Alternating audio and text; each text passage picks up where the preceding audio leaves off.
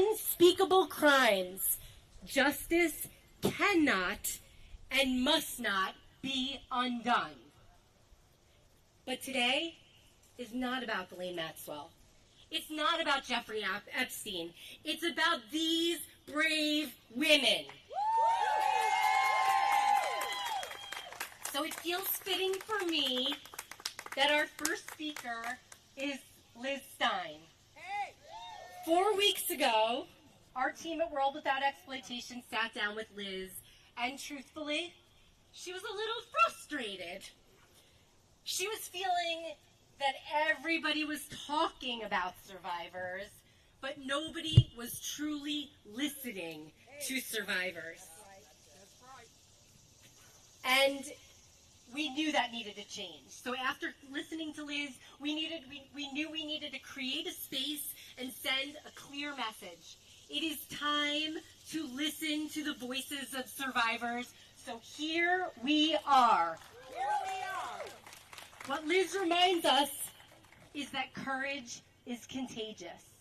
You will not see one woman walk up here alone. She will walk up in solidarity with her survivor sisters.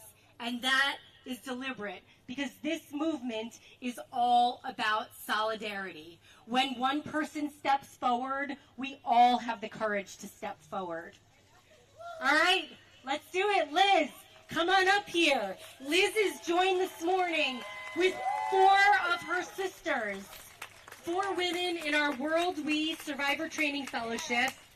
Please welcome Gigi, LJ, Jessica, and Terry. There has never been a more urgent moment. Thank you.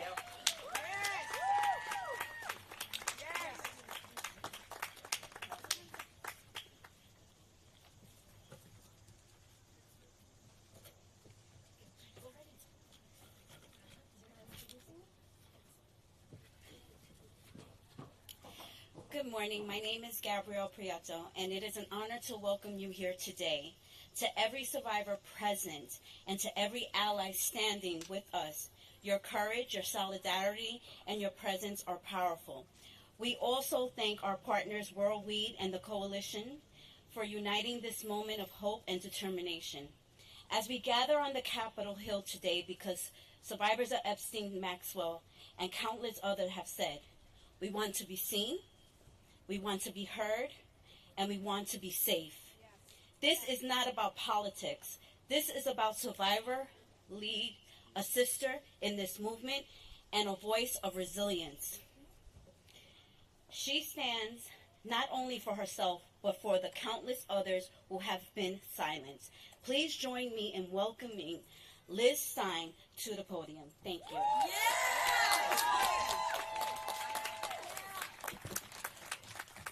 Good morning, everyone. Oh, wow. Welcome. Looking out into this crowd, it's so hard to believe that this is all happening. It was born out of frustration, sitting around a kitchen table, and look at us here today. I'm really blown away with all of this support. There is definitely power in numbers. Today we're here to celebrate the great strength of my survivor sisters who are here in Washington, and to all of you who came out today to stand with survivors. My name is Liz Stein. I am a speaker, writer, educator, and activist in the anti-trafficking movement. I am a World Without Exploitation Stand Fellow, and I am also a survivor of Ghislaine Maxwell and Jeffrey Epstein. I met Ghislaine when I was a senior in college. I was just 21 years old. Maxwell introduced me to Jeffrey Epstein later on that day. That evening was the sliding glass doors moment that changed the trajectory of my entire life. I was once bright, fun, outgoing, and kind. I loved people, and people genuinely enjoyed being around me. But after meeting Jeffrey Epstein and Ghislaine Maxwell, it felt like someone shut off the lights to my soul.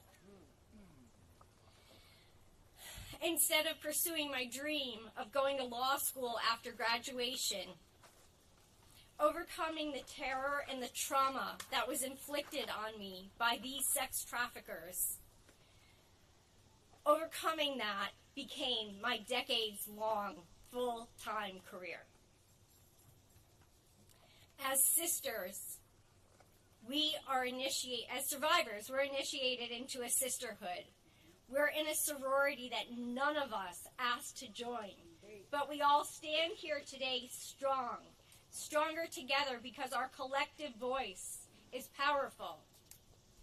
We stand together also to honor the beautiful souls who lost their lives in the pursuit of getting justice for Maxwell and Epstein's crimes.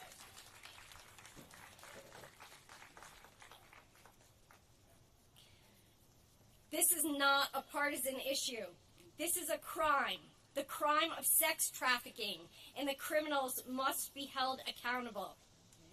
Disbelieving survivors creates a culture of silence. There is strength in numbers, and our courage is contagious. I want to humanize sex trafficking survivors for you all, just for one moment. We are not others. We are your sisters, your friends, your colleagues. We are in your community. Think about the women that you love, and then think about them being the victim of sexual assault. It's uncomfortable, and it's hard to think about. Could you stand for their abuse? I hope not. This is a crime that, by our Justice Department's own admission, has 1,000 victims. 1,000 victims. Do you know 1,000 people? Think of the enormity of that. Could you be okay with a crime happening in your community to 1,000 girls and young women and not holding the perpetrators accountable? I think not. The government's mishandling of this case has silenced our truth from the start. Nevertheless, beginning with Maria Farmer in 1996, the survivors of this crime have been relentless in speaking out and seeking justice, oftentimes at great risk to our own safety and well-being. It is the voices of survivors. I'm going to repeat that because it bears repeating. It is the voices of survivors of these crimes that are important. So we are here together. We are here together to stand united. And I want to uplift the words of someone who can't be with us today, but who has inspired us all in different ways. So to quote the late Virginia Giuffre, mothers, fathers, sisters, and brothers need to show that the battle lines are drawn and stand together to fight for the future of victims. Is protesting the answer? I don't know, but we've got to start somewhere.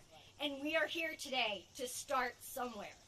So if you are watching us from home, if you're in the audience and you believe that you should stand with survivors, show us your support. Hashtag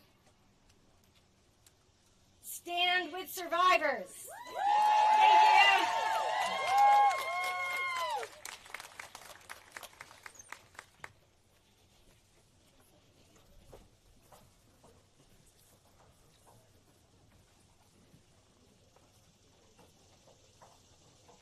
All right, we're going to just keep it moving. I'd now love to welcome to the stage Sigrid McCauley, Annie Farmer, Virginia's incredible family, and Teresa Helm.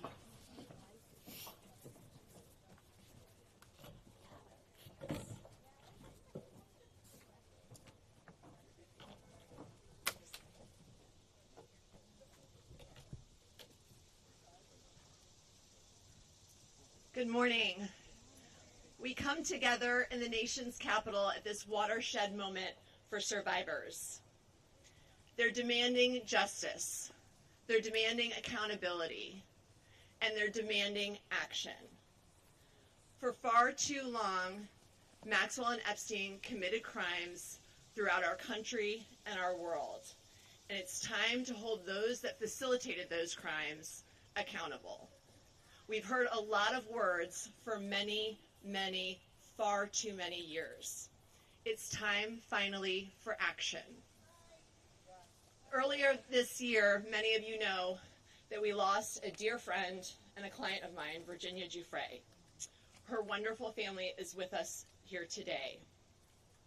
I can tell you that she would have loved this moment. It would have been so special for her to see all of you here today. And I know she's with us. And what she would want you to hear today is stay strong and keep fighting for justice. Thank you. I'm going to take a moment to read from one of our fellow survivors who, thank you, was too afraid to come here today. Her name is Juliet Bryant, and she asked me to read this letter to you all. I wish I could be here today. Unfortunately, I'm too afraid to travel to America after everything that has happened. I am, however, here in spirit, like many other survivors, such as Virginia Giuffre and Carolyn Adriano. I want to speak out for all victims of abuse, especially those who can no longer speak, those both alive and dead. For years, the truth about Epstein has been covered up. They say there's no Epstein list. Speak to us. It's time to dig deeper, do the financial research. It's clear that for years there has been a big cover-up.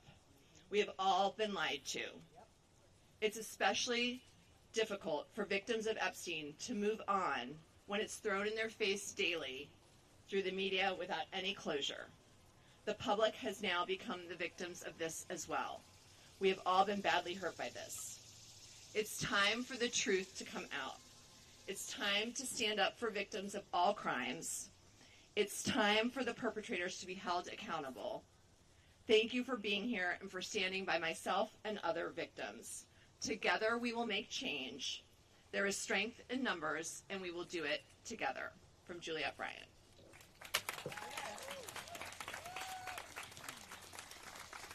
And now I'd like to introduce Annie Farmer.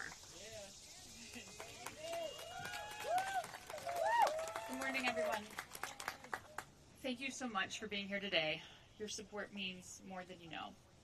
My sister, Maria Farmer, was not able to attend, and so I will read her remarks for her.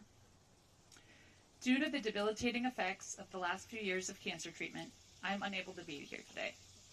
My sister, Annie Farmer, will speak for me. She is a primary reason that I reported Epstein Maxwell and others to the FBI in 1996 after they assaulted us in 2 different locations and held me captive at Wexner's estate, while Maxwell also stole photos that were my private art studies and twisted them into child sexual abuse materials, harming my sisters and myself. In 2006, the FBI demanded my testimony for a federal trial, promising justice, but failed again. For 30 years, I've fought not only sex traffickers, but a federal government that has enabled them, while that same government fully ignored teen safety and my many FOIA report requests. After 3 decades of failure, I am suing them for answers.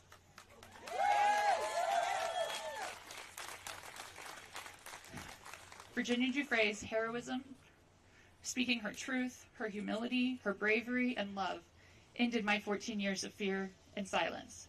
She is the heart of this fight. Please take a moment of silence for her.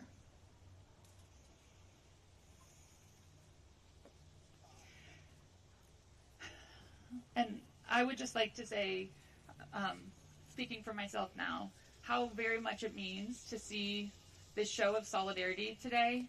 After feeling so isolated and alone for so many years with this fight, it's incredible to see all of you standing here and to feel the support coming from elsewhere as well. Since I've come out publicly in this case, I've received so many notes and messages from people who have been impacted by this story because of how much they relate to the struggles involved in this story. Unfortunately, that's because so many people are affected by these crimes. We have a huge, widespread issue with child sexual abuse, with sexual violence against women, with abuse of power in all forms that leads to all forms of trafficking. Right? And so I truly believe when you're facing problems at this scale, it requires this type of force of coming together, creative solutions around not just the punishment of these very guilty perpetrators, but also education, so people know the signs and understand the signs and can recognize the things that I didn't recognize when I was being, lured into this world. So I'm so grateful for organizations that do this work. Thank you for World Without Exploitation for hosting this and for doing the very, very important work of education. And I just want to thank all of you. I think we all have a role to play in coming together to change these very challenging situations that we face and to solve these problems. Thank you.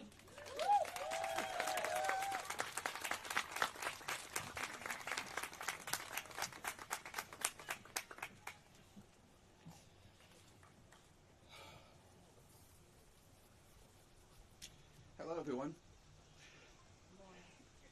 My name is Sky Roberts, and I'm here today with my wife, Amanda Roberts, and my brother, Daniel Wilson. We are proud and heartbroken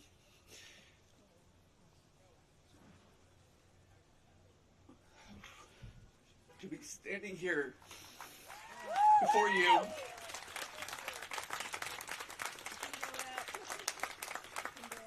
as the family of Virginia Roberts Giuffre. Virginia is not only our sister, she is a warrior, a survivor. And even though she is no longer with us in body, her voice, her courage, and her fight live on through every one of us here today. We want to start by saying thank you to the survivors who show unimaginable strength simply by standing here, to World Without Exploitation, whose tireless work helps turn pain into purpose, and to every person who refuses to stay silent, even when the world makes it easier to look away. It is an honor, a true privilege to stand with you, to support you, and to help keep Virginia's voice alive.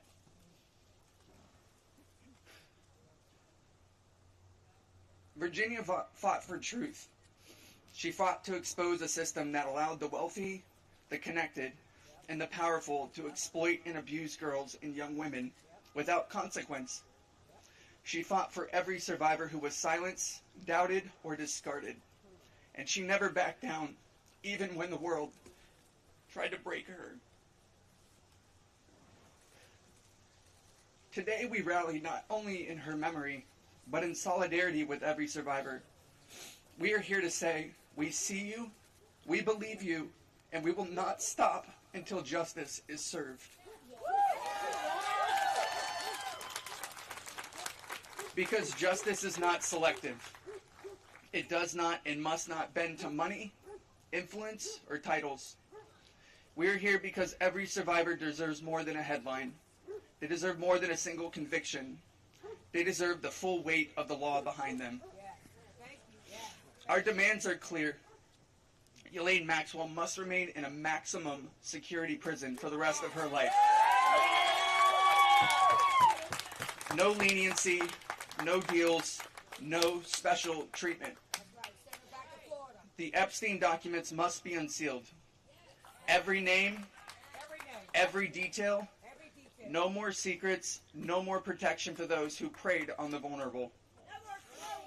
And finally, we demand full accountability from every enabler, every accomplice, every person in power who turned a blind eye. The justice system was not designed to serve the powerful. It was meant to protect the people. And it's time it started doing just that. This movement isn't just about the past. It's about reshaping the future. A future where survivors are not shamed, silenced, or ignored, but heard, honored, and empowered. Thank you. Thank you for standing here, for fighting alongside us, and for refusing to let this story end with injustice. Virginia's voice echoes in every one of us. Let's make sure the world keeps listening. I want to end it with a quote from Virginia, and I'm going to hand it over to my wife, Amanda. This is a quote from Virginia's journals. I look forward to the days when money and power does not stop the truth from coming out and the righteous prevail.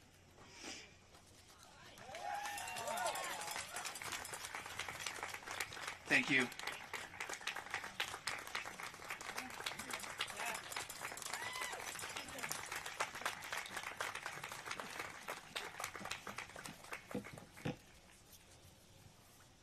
Well, good morning. I am Teresa Helm. I am the survivor of Ghislaine Maxwell and Jeffrey Epstein, and I work with the National Center on Sexual Exploitation here in Washington, D.C., very proudly. And today, I stand here as an expert of my lived experience at the hands of Jeffrey Epstein's co-conspirator, Ghislaine Maxwell, or as I first knew her as, Miss Maxwell. I was systematically recruited, trafficked across this great nation, groomed, and assaulted.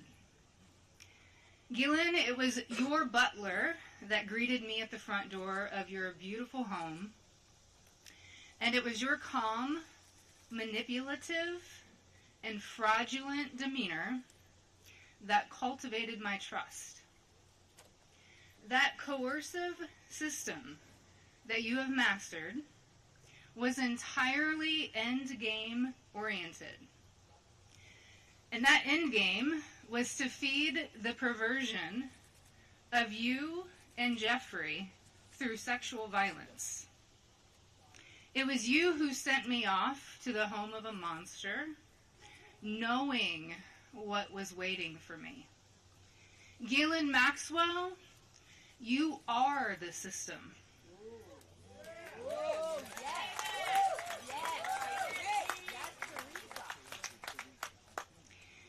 And now, you are but a part of another system.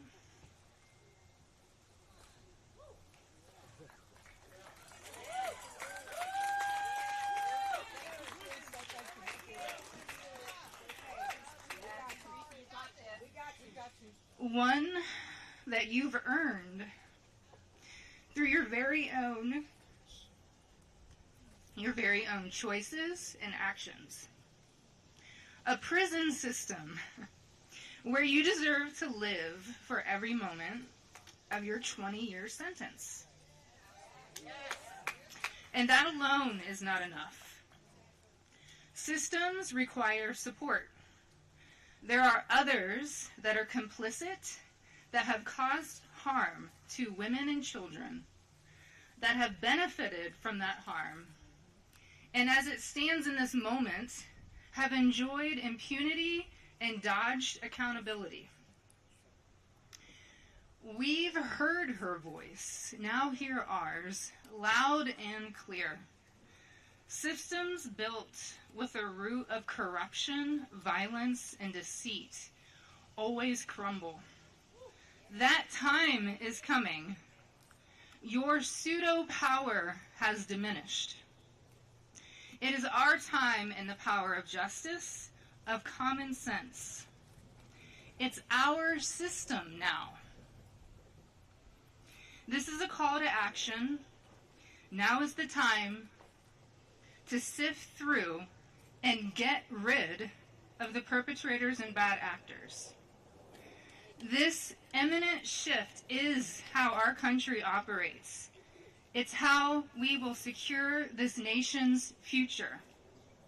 And the world is watching. And before I step away, I wanted to add one quick thought. Let's stop calling it an Epstein client list. And let's call it what it actually is. It's Epstein's sex spire list. Thank you.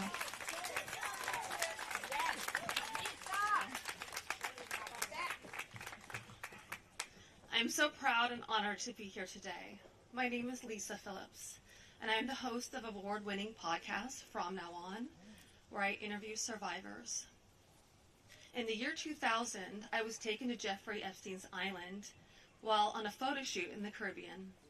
Who I saw and what I experienced there would change me forever.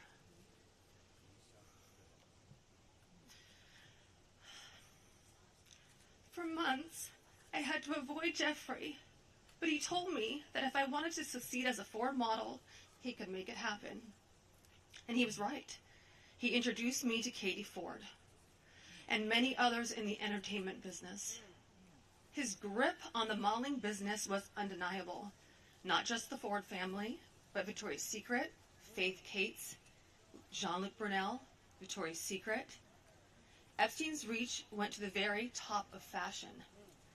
He could make a model's career. What I didn't realize then was that once he lured someone like me in, he could also destroy my career if I did not do what he wanted me to do. In New York City, countless young women were abused by him. Everyone in the industry knew, yet he was too powerful to stop. He had friends in all over entertainment and arts, and his value to those friends made him untouchable. But I ask you, why? Who was he to our government that he was allowed to operate openly for decades? Why was he allowed to sponsor visas for young models, using their immigration status as leverage to abuse them and silence them? Epstein was not just a serial predator. He was an international human trafficker. And many around him knew this. Many participated, and many profited. And yet he was protected. I know what it's like to be trafficked to others. I know that the files contain the names of powerful men who have been shielded because of their fame or their fortune. So I stand here today not just for myself, but for every woman who has been silenced, exploited, and dismissed.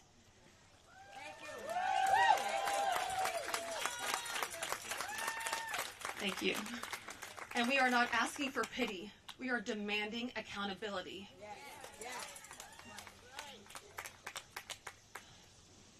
Congress must choose. Will you continue to protect predators, or will you finally protect survivors?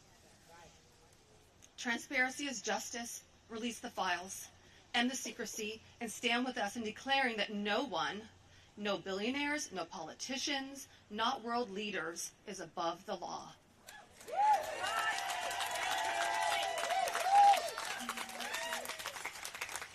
And let me announce now, several of us Epstein survivors have been discussing creating our own list of names. Yes. We know the names. Many of us were abused by them. Now together as survivors, we will confidentially compile the names we all know were regularly in the Epstein world. And it will be done by survivors and for survivors. No one else is involved. Stay tuned for more details on that. Because history is watching, and so are the women who will come after us. Thank you.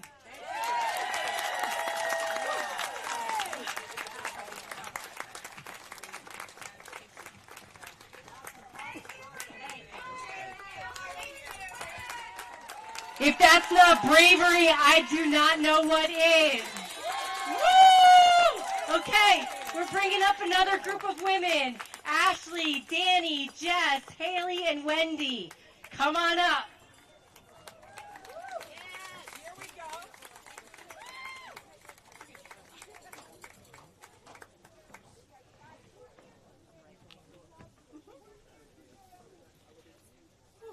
Okay. Well, this will be fun. So my name is Ashley Rubé, and and I am a survivor of Jeffrey Epstein and Ghislaine Maxwell. Some things I want to say.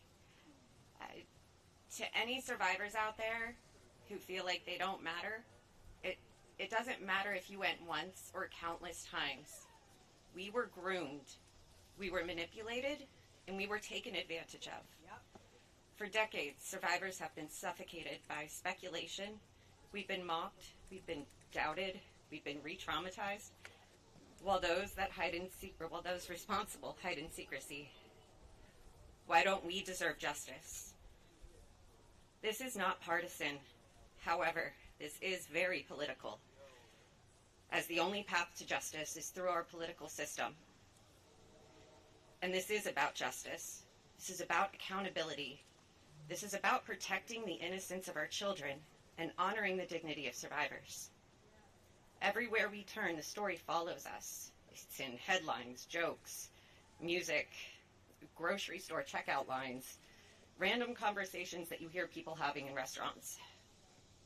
For more than 20 years, we've been unable to escape it. And every time new promises are made, our sparks of hope are lit, only to be extinguished again. We are tired. However, we are not going away. We will not stop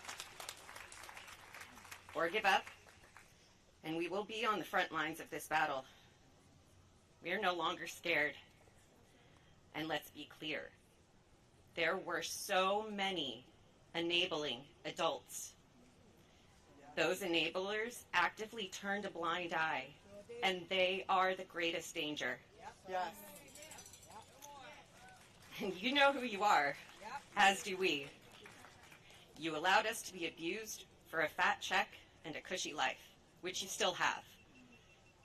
And to those in power, hear us clearly. Do your job. Release what needs to be released. Yes. And hold those responsible accountable. Survivors, sorry. Thank you. Survivors deserve peace. Survivors deserve truth. Survivors deserve justice. And to my fellow survivors, your voice matters, your story matters, and you matter. Together we are louder than the silence. Together we will not stop until justice is done.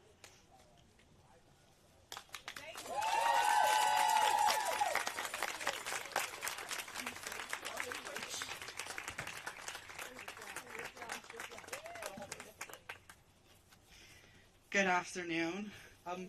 Wow, a lot of people showed out for us today. I wasn't expecting all this support. What an incredible feeling, and thank you for everybody for being here. I'm going to try to make this as quick so the other girls don't have to be crunching for time.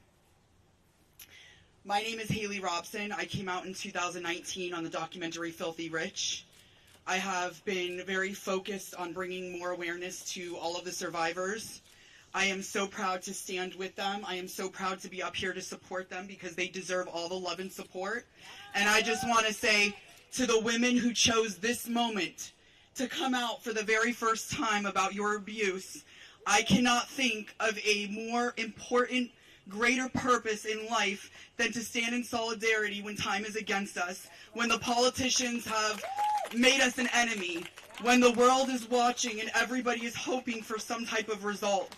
Thank you for choosing this moment for the first time to be so brave to come out and stand in solidarity. I prayed for a moment. I prayed for this moment where God would fill us with reinforcements.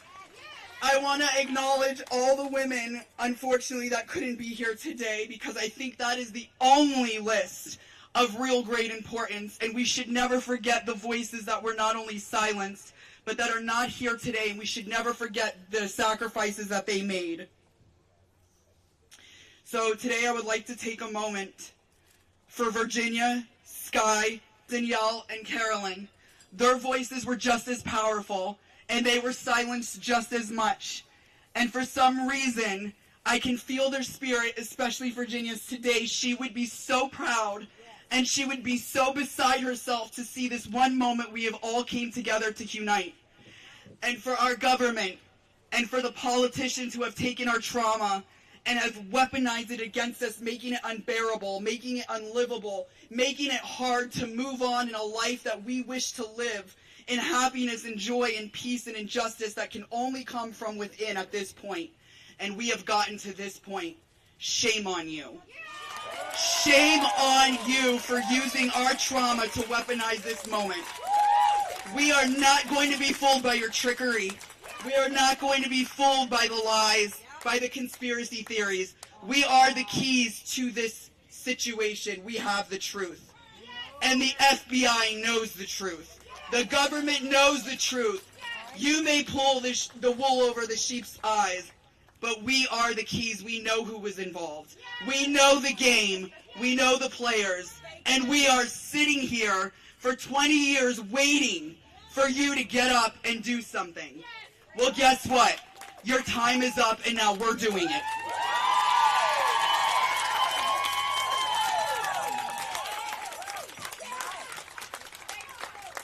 How do you follow that? Hello, everybody. My name is Wendy Pasante, and I was abused by Giuffre Epstein when I was 14 years old.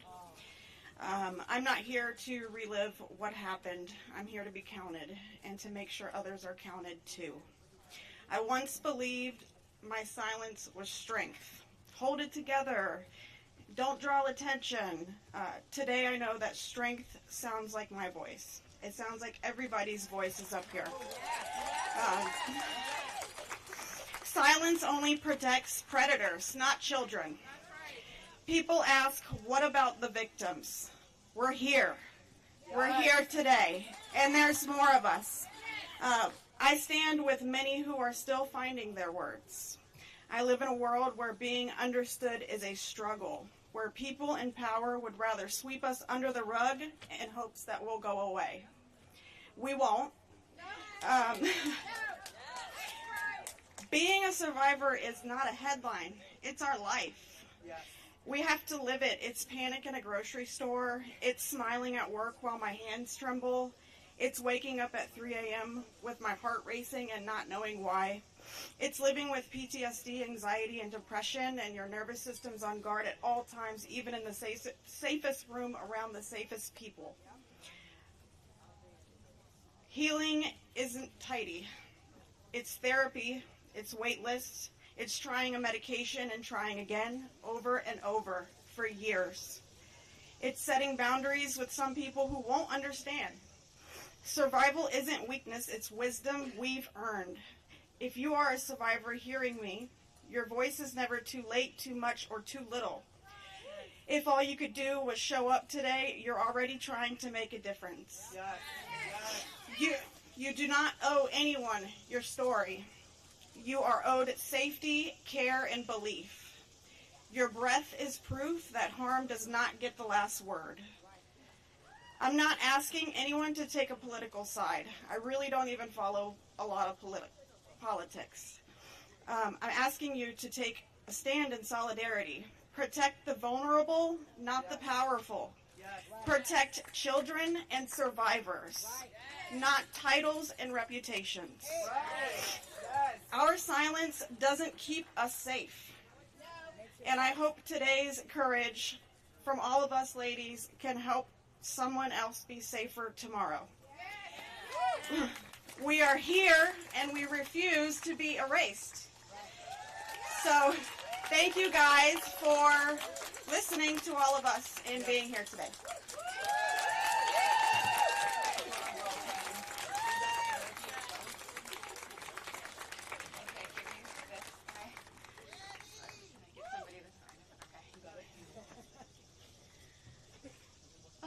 Hello, everybody. Thank you for being here.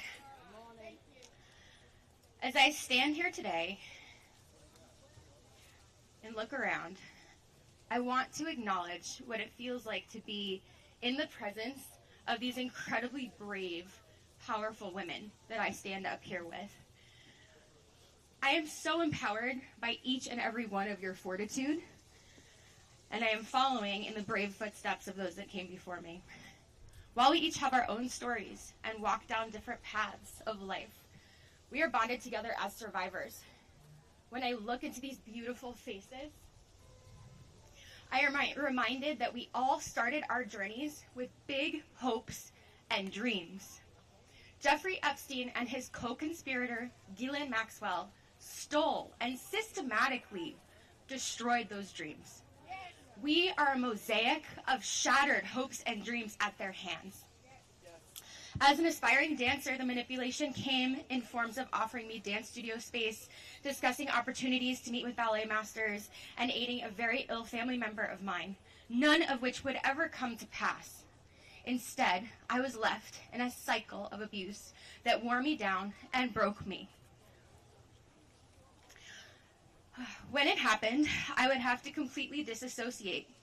Similar to a coma, my brain would need to protect itself, so I would retreat in choreographing in my own head to escape the cruel acts that were being carried out on my body. After, I would go to the studio bundled in giant, baggy clothing. I remember standing there, staring in the mirror as if it were an empty void. I was past the point of tears. There was nothing left. I was a hollow shell of myself. I could no longer watch my body move, let alone dance. He had taken something sacred from me. 2 decades later, I am still experiencing lingering effects of what happened to me as a teenager. I am just one story in the mosaic of women taking back their power by confronting the horrific truths of their pasts due to Jeffrey Epstein and Ghislaine Maxwell. We stand here today in the nation's capital for no other reason than to say that women's voices will not be marginalized. We stand together as a mosaic of stories, but we're also finding our way back to ourselves. We are reclaiming the fragmented shards of the hopes and dreams of our past to paint a better future for the next generation of women. This story has come to Washington to be told. We will be heard. Thank you.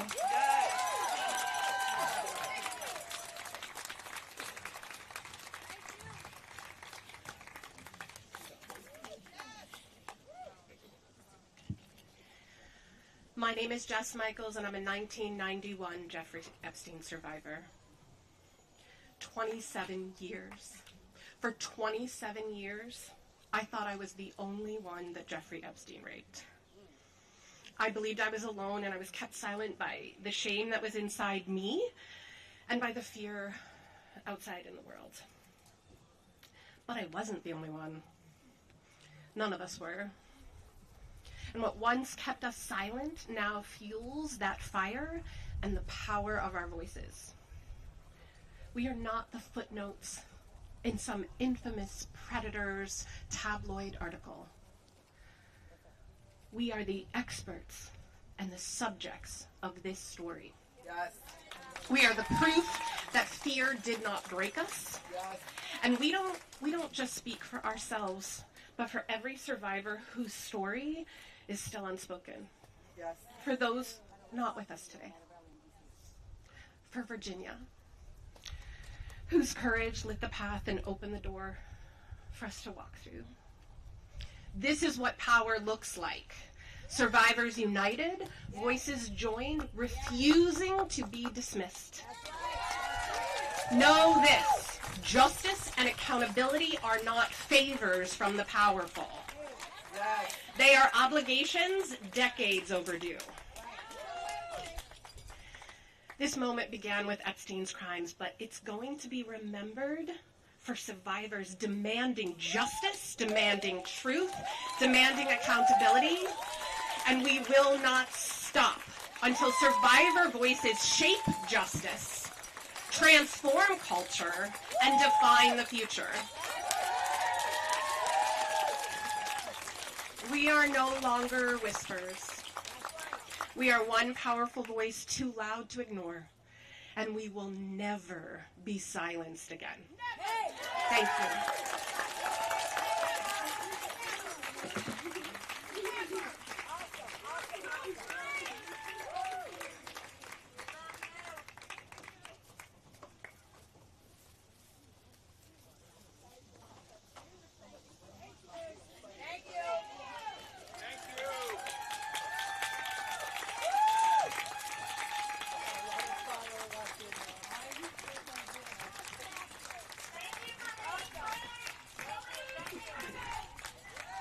Okay, we're in the home stretch. We are going to bring up Eric Fidali, who is a lawyer. Sometimes survivors are ready to be seen, they're not ready to be heard. And so we would love to bring you up because you represent so many survivors who are so critical to this story.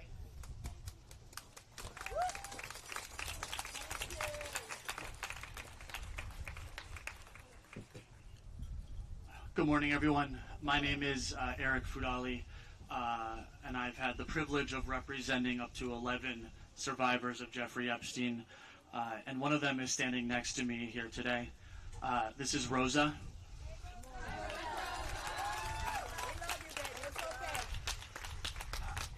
You may not realize this, but what I just did is the first time anyone has ever said Rosa's name publicly as being attached and being abused by Jeffrey Epstein.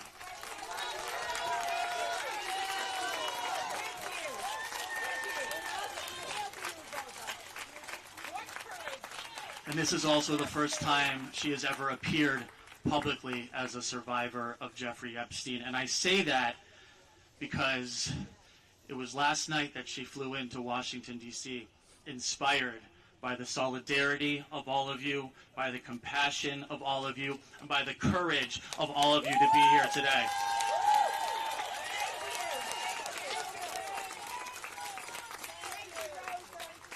And I'm so proud of Rosa, and I'm so proud of all of you. But the truth is, Rosa shouldn't be here today. Rosa shouldn't have to be here today, and I'm going to tell you why. Because Rosa was trafficked from Uzbekistan under the guise of a modeling contract in 2009. That means that Rosa wouldn't be here today if Alex Acosta hadn't had Jeffrey Epstein in his grasp, had what every single law enforcement officer dreams of, to stop a predator in his tracks. And what did he do? He gave him a slap on the wrist and let him to continue to abuse. And had he not, Epstein never would have met Rosa, and Rosa would not have to be here today. But none of you should have to be here today. None of you should have to be there today, because if when Jeffrey Epstein was finally arrested in 2016 and under federal custody, he wouldn't have been allowed to take his own life and avoid the accountability and justice you all deserve. And none of you should be here today because Ghislaine Maxwell should not have been given a platform to deny the crimes against her, who was convicted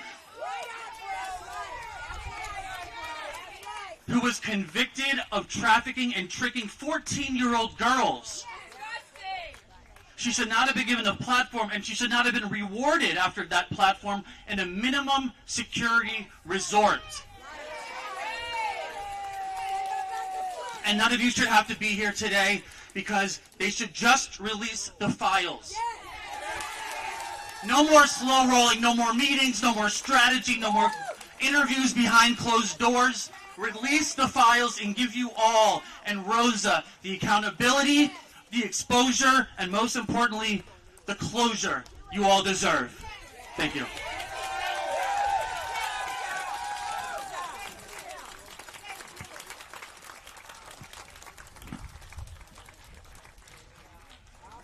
Our last speaker this morning is no stranger to the plight of survivors.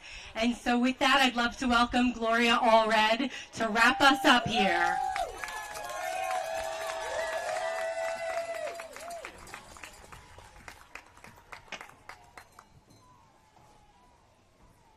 Give a big round of applause to all the survivors and all the victims and all the supporters today.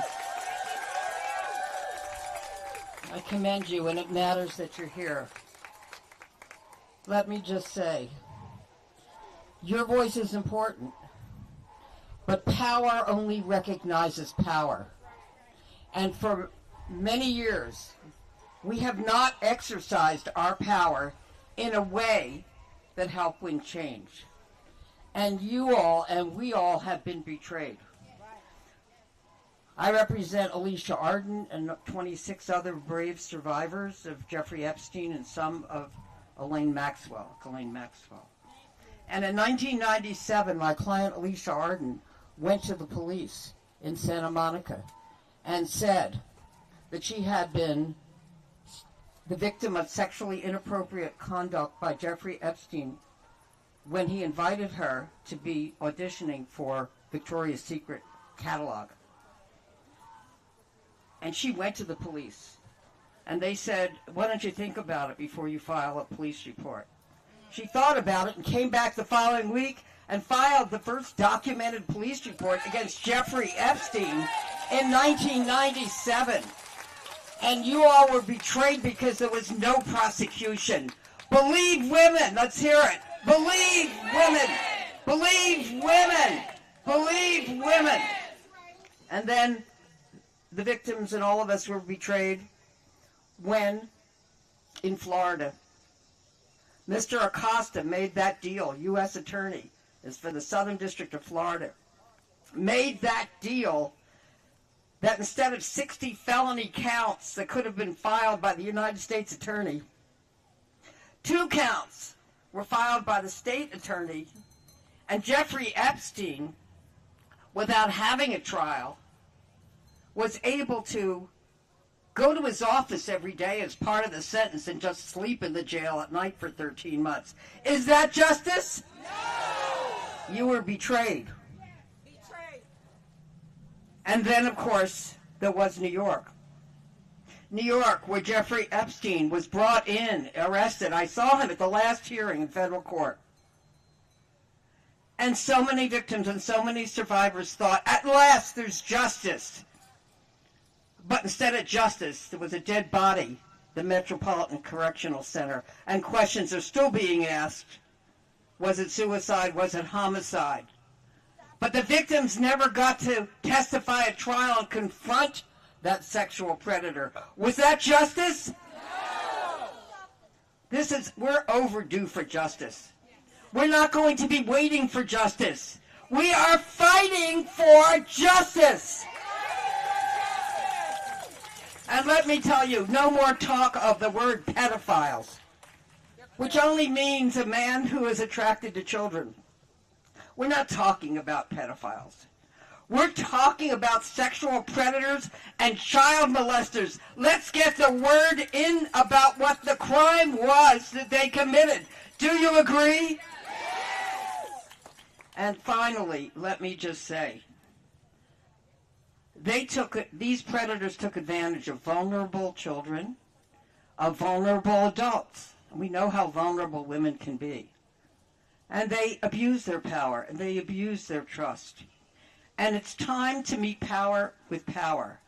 There are 3 stages of evolution. The first is victim, the second is survivor, and the third is fighter for change. Are you going to be fighters for change? Not just today, but every day.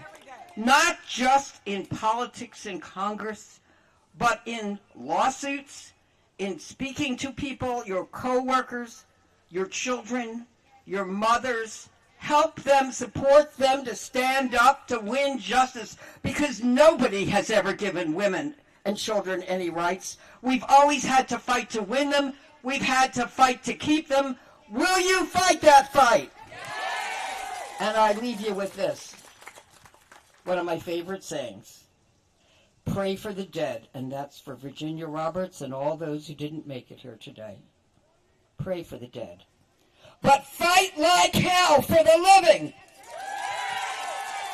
Keep up the fight. Let me hear it. Keep up the fight. Keep up the fight. Keep up the fight. Keep up the fight. Thank you very much.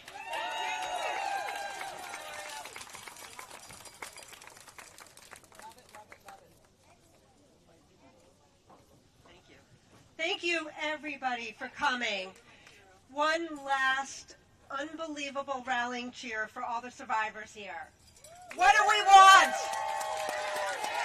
When do we want it? Now! Okay, everybody, there's the press conference starting in a few minutes. Do you want to just go on over, and we'll meet you over there, whoever wants to. Otherwise, stay here. We have this space for a while longer. Thank you so much.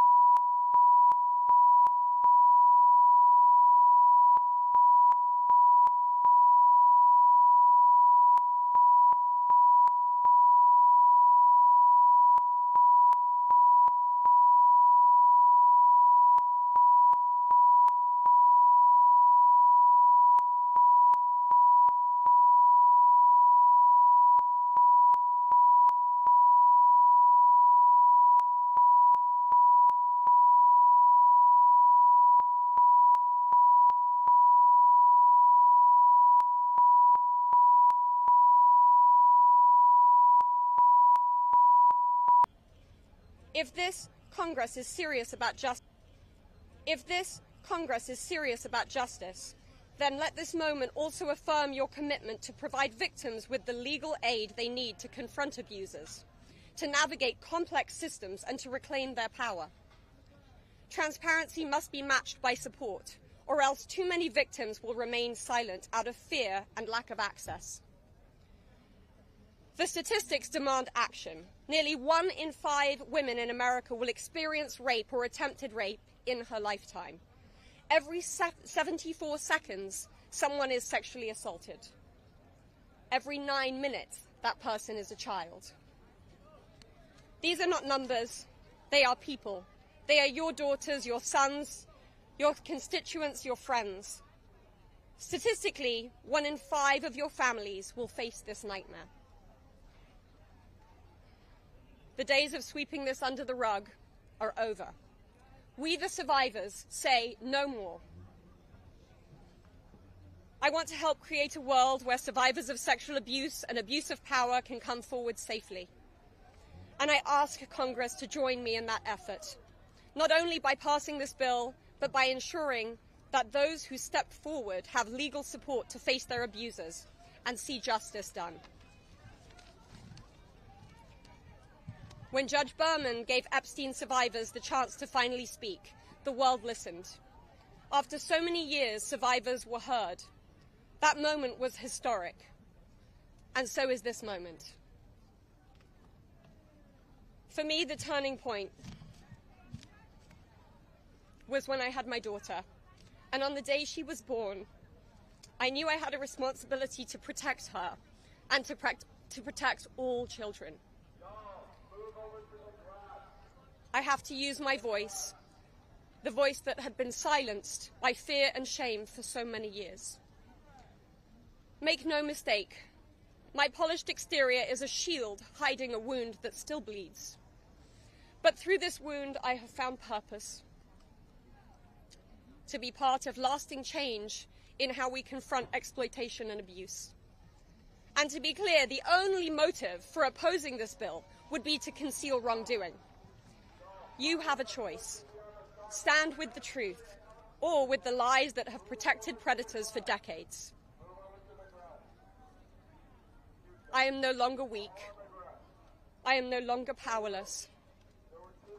And I'm no longer alone.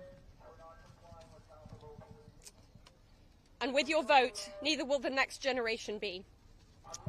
President Trump, you have so much influence and power in this situation. Please use that influence and power to help us, because we need it now, and this country needs it now. Thank you.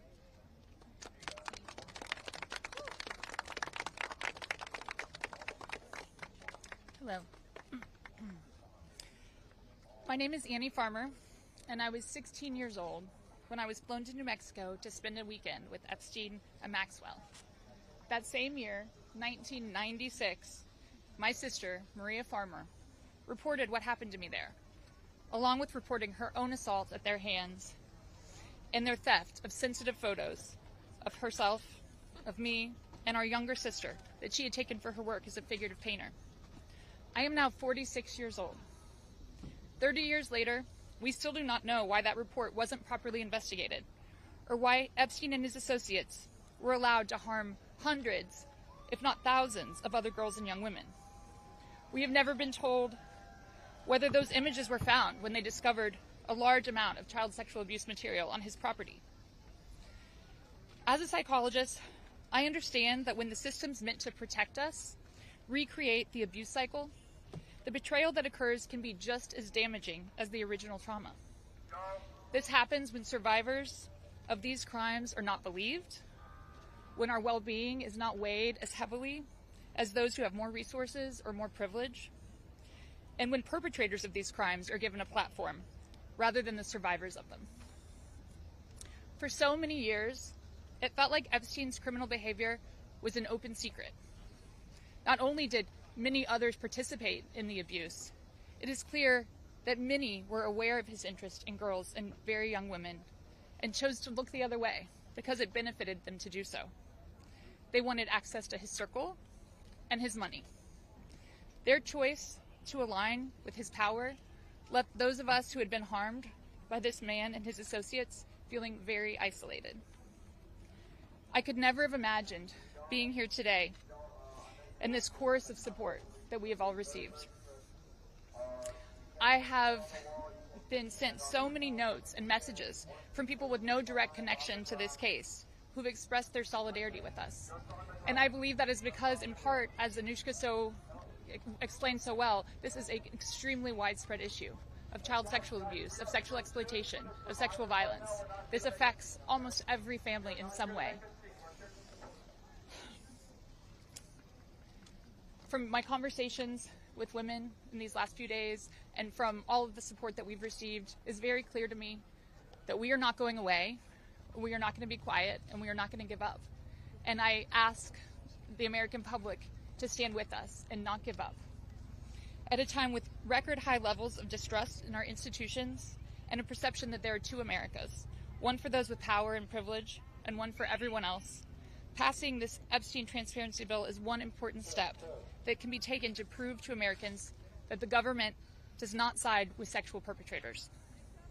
A thorough public review of this information is an important step in preventing the type of systemic failures that have occurred in this case and harmed all of us. An important step towards healing for those involved. Thank you.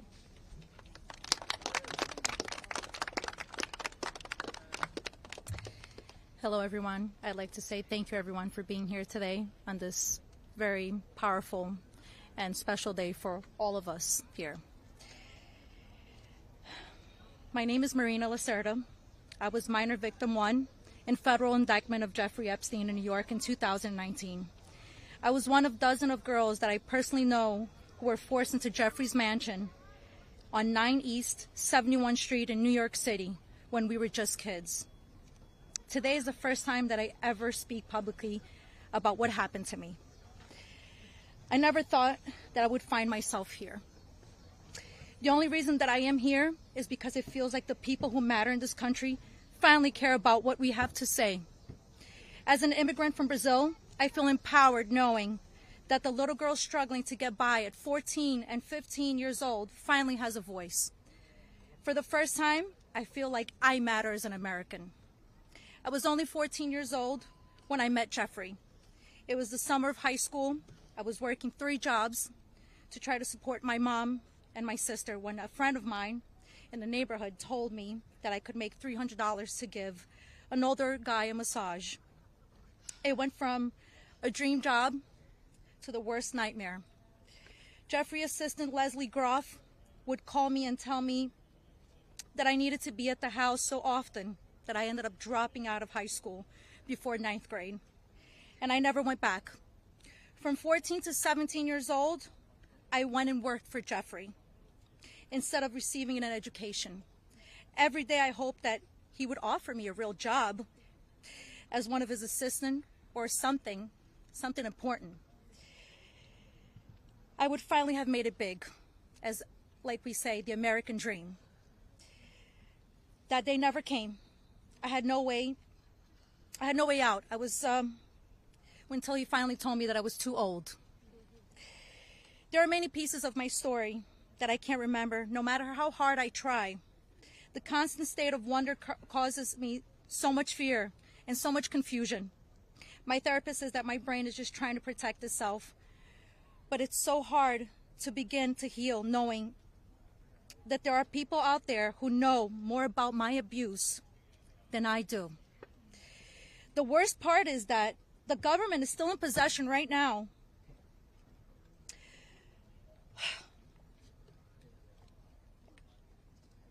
of the documents and information about that could help me remember and get over all of this maybe and help me heal. They have documents with my name on them that were confiscated from Jeffrey Epstein's house and could help me put the pieces of my own life back together. But I don't have any of it. And I know the same is true for many of these women.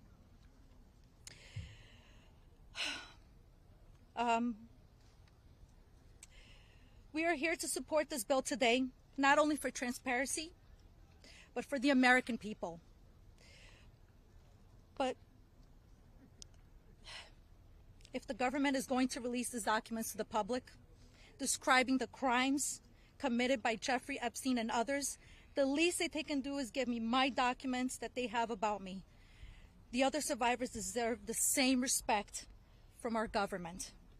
While our identifying information must be redacted to the public, it is equally important to provide the victims themselves with unredacted information. I will never forget when the FBI agent showed up in my door in 2008.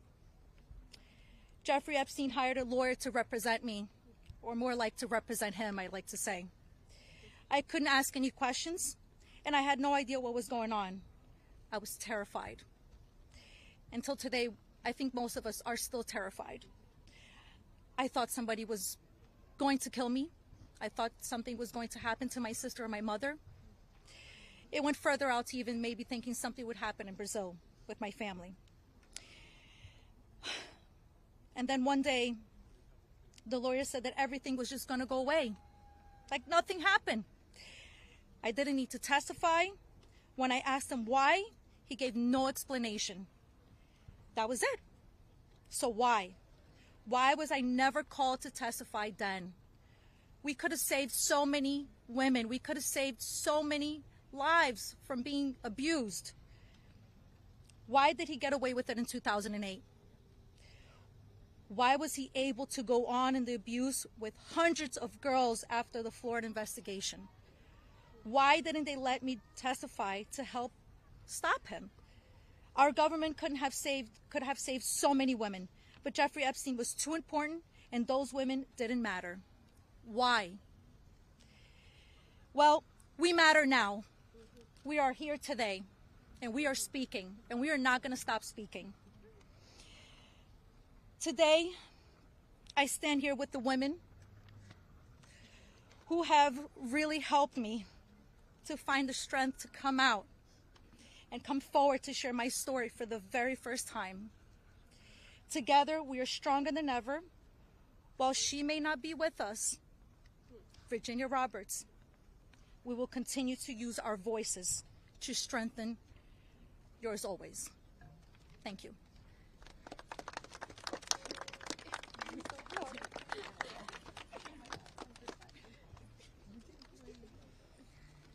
Hi, my name's Courtney Wild. I just wanted to take a second and just have a moment of silence for all the women survivors that aren't here with us today, that passed away due to anxiety, depression, trying to keep up with this case.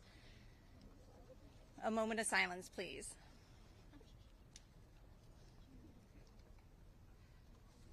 Thank you. My name is Courtney Wild. I was only 14 years old when I was introduced to Jeffrey Epstein by a 13-year-old friend of mine. The details of the abuse that he inflicted on me for years is not important today. In 2028, I was cooperating with the federal government in the investigation of Jeffrey Epstein. They sent me a letter telling me to be patient because this was going to be a lengthy investigation, but at the same time, they refused to talk to me and tell me what was going on. So I hired an attorney, Brad Edwards, because I was hopeful to get some answers. When I walked into his office at 19 years old, Brad sued the government for refusing to tell me what was going on under the Crime Victims' Rights Act.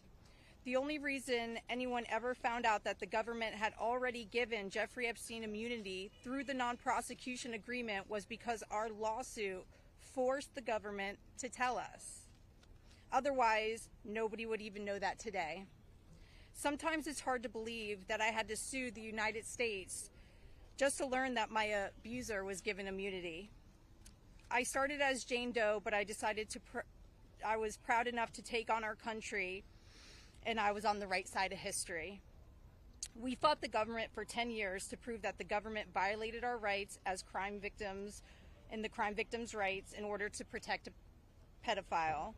We had to win the 11th Circuit Court Appeals to force the government to turn over thousands of pages of emails between Jeffrey Epstein and the government. Those emails provided the proof that the government worked very hard with Jeffrey Epstein to violate our rights. Why? Why did the government work so hard to protect Giuffre and not so hard to protect me and my other innocent friends? Why was Giuffre so important to the government, and why was I so insignificant? Why did nobody but our lawyers care before now?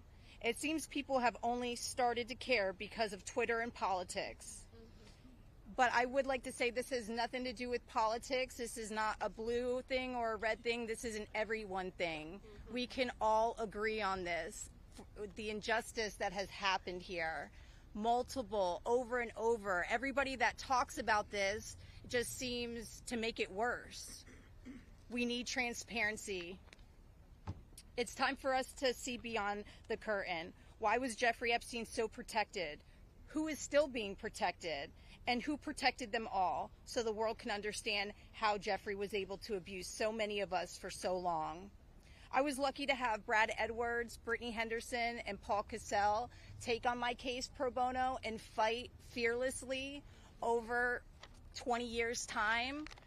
I would like to thank them, and I'd also like to ask the Trump administration to please sign off on the Crime Victims' Rights Reformed Act, the Courtney Wild Crime Victims' Rights Reformed Act that's we're trying to get passed here, so we can close the loopholes in the CVRA case that Epstein's attorney used to their benefit to get away with this. Thank you so much.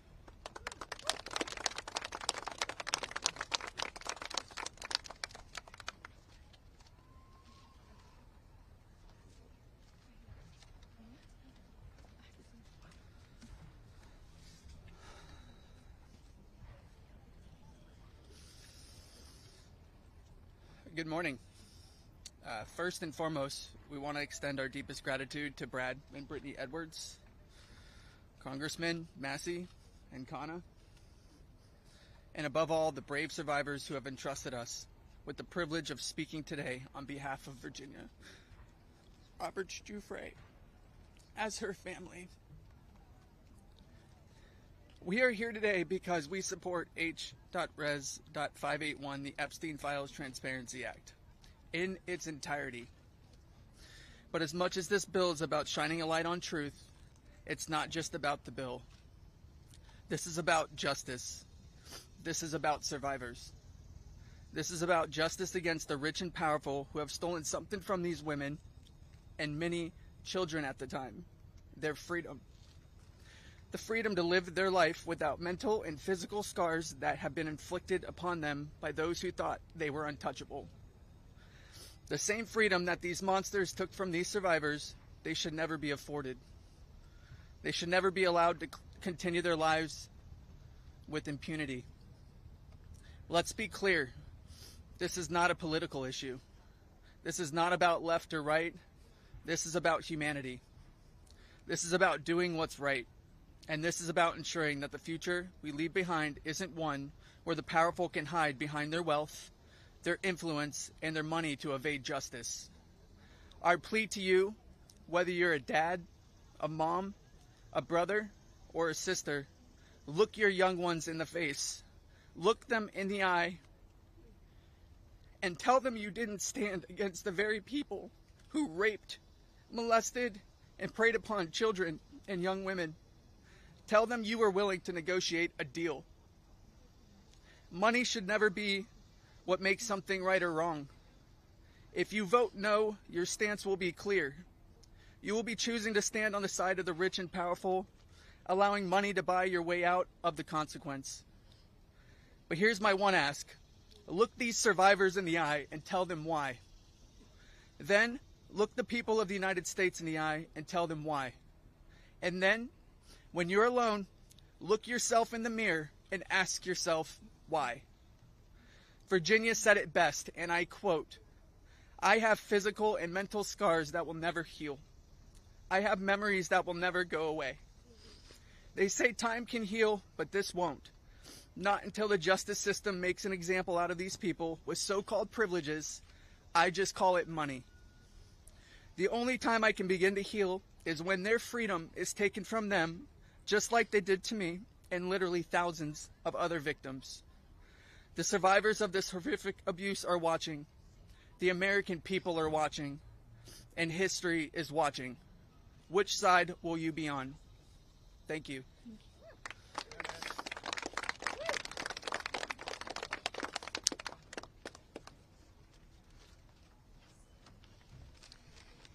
Hello, my name is Jenna-Lisa Jones, and I was only 14 years old when my friend brought me over to Jeffrey Epstein's house in Palm Beach in 2003.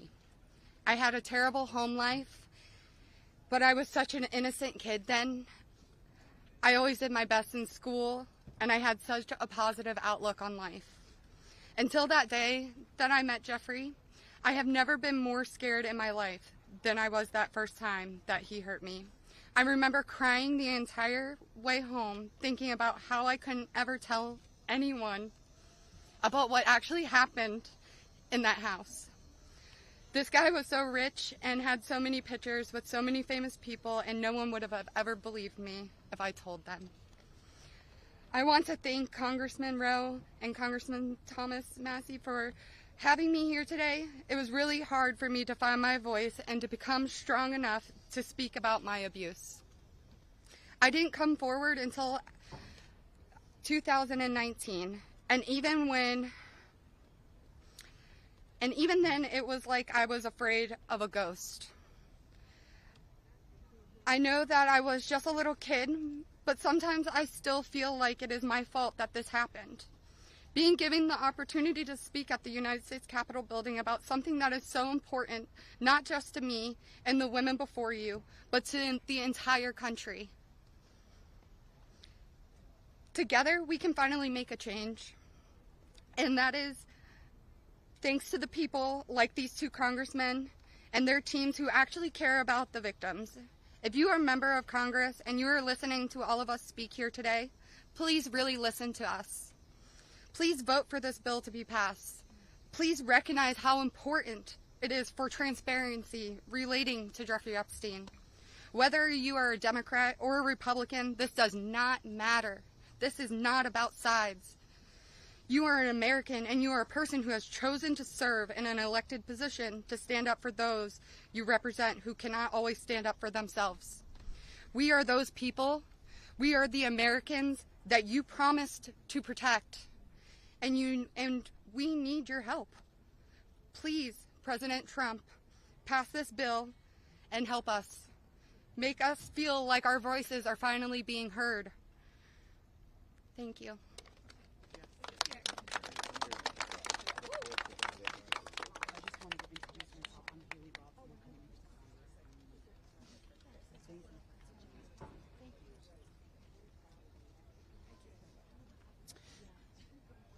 Good afternoon. My name is Haley Robson. I was a 16-year-old high school student athlete who made good grades and had high aspirations for college when I was recruited and asked by a classmate of mine alongside with a 20-year-old male if I wanted to give an old rich guy a massage. But what high school girl would not want to do that? That day changed my life forever, and when I got into the massage room, Jeffrey Epstein undressed and asked me to do things to him. My eyes welled up with tears, and I have never been more scared in my life. When it was over, he paid me $200 and requested in exchange that I bring a girl each time to make another $200. I told him I did not want to do that, and then he gave me an ultimatum. Either you come here and massage me when I call you, or you bring me friends of yours to massage, and I will give you $200 per girl for each time she comes. I felt and hoped to never hear from him again, but he called me every day. He was so wealthy and powerful, and he would not let me go. I felt I had no choice. If I disobeyed him, I knew something bad would happen. So knowing I did not want to be sexually abused, I started to bring him other girls from my high school, and he paid me $200 for bringing them. I just hoped each time it would be the last time. One day, the stepmom of one of the girls brought him and called the police on Jeffrey Epstein. The police then called me in for questioning. I had told them the truth despite the fact that I was a teenager and a minor, and I was able to tell the police the names of all the other victims. The police treated me like a criminal. I had, by this time, had turned 18. I had been with Jeffrey since I was 16 and for 2 years. So they had told me So they told me I was going to be arrested. My name was then distributed to the press as a co-conspirator of my abuser, who I detested. My entire world was crashing in around me, and I started being threatened and bullied, till this day still receiving death threats. I was singled out and for many years had to suffer a smear campaign of lies about me because of the way that I was portrayed by the press. The press made me out to be a predator when I was just a 16-year-old little girl who was sexually abused by a powerful man and an evil man. For years, I had no friends. My boyfriend was murdered, and there was nowhere to turn. The government, after investigating more, learned that I was true a victim, but the damage was done and it was too late. There was no way to undo the harm the press had caused me. In 2019, I met Brad Edwards and Brittany Henderson. They changed my life, and they believed in me and have helped me to finally heal. Healing is a process, and I may never get there. But the passage of this bill requiring the government to produce all the evidence that it has gathered on Jeffrey Epstein and Ghislaine Maxwell is a huge component of healing for me and for the many other women who have suffered for so long. For many reasons. First, we and the rest of the world need answers. Why was he so protected? And why didn't anyone ever care to stop him? It doesn't take a brain surgeon to know that if he is spending thousands of dollars a day paying high school girls he abuses and had a lot of access to cash. I learned through my attorneys in the JP Morgan class action case that there were years when his staff withdrew over $1 million in cash a year. Was that not a big enough red flag? There were wire transfers to other victims, and the government did not protect us. The banks did not protect us. So lift the curtain on these files and be transparent. Every single time a new conspiracy gets circulated in the media, whether he is still alive, what powerful person had him murdered, who was on the Epstein client list, and there are names going around on TikTok and Instagram, we, the survivors, are suffering severely. We take our kids to school and everyone is talking about it. We can't read the news or do anything without hearing crazy stories that are only able to live on because the government continues to hide the evidence and the truth. So people just make up stories. Those stories hurt. They hurt real people who have already been hurt. And we have lost so many Epstein victims to suicide, and maintaining the real truth and secrecy only allows for conspiracy theorists to tell lies that drives up our anxiety and fears and will continue to lead to more pain, more suffering, and honestly, more deaths of innocent victims. It's time you do what's right by us. Unseal all the documents. We are requesting transparency, and I am requesting every congressman and woman that goes against this bill be outed. I want to know. Thank you.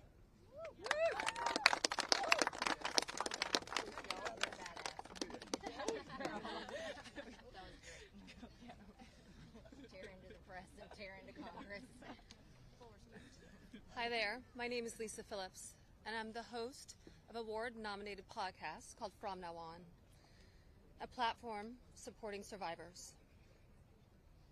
I want to thank all of my survivor sisters who came before me today. I'll be very short. In the year 2000, I was taken to Jeffrey Epstein's island while on a photo shoot on a nearby island. Who I saw and what I experienced there was a glimpse into a very dark and disturbing world. For years after, I tried to avoid Jeffrey, but he had introduced me to Katie Ford, the owner of the Ford Modeling Agency. Epstein's reach went to the very top of fashion, arts, and entertainment. This did not just happen to underage girls in Florida. In New York City, hundreds of young, ambitious women were abused by him. Epstein was not just a serial predator, he was an international human trafficker. And many around him knew, many participated, and many profited. And yet, he was protected. So I stand here today for every woman who has been silenced, exploited, and dismissed. We are not asking for pity. We are here demanding accountability and I'm demanding justice. Congress must choose. Will you continue to protect predators, or will you finally protect survivors? And also, I would like to announce here today, us Epstein survivors have been discussing creating our own list. We know the names. Many of us were abused by them. Now, together as survivors, we will confidentially compile the names we all know, who were regularly in the Epstein world. And it will be done by survivors and for survivors. No one else is involved. Stay tuned for more details.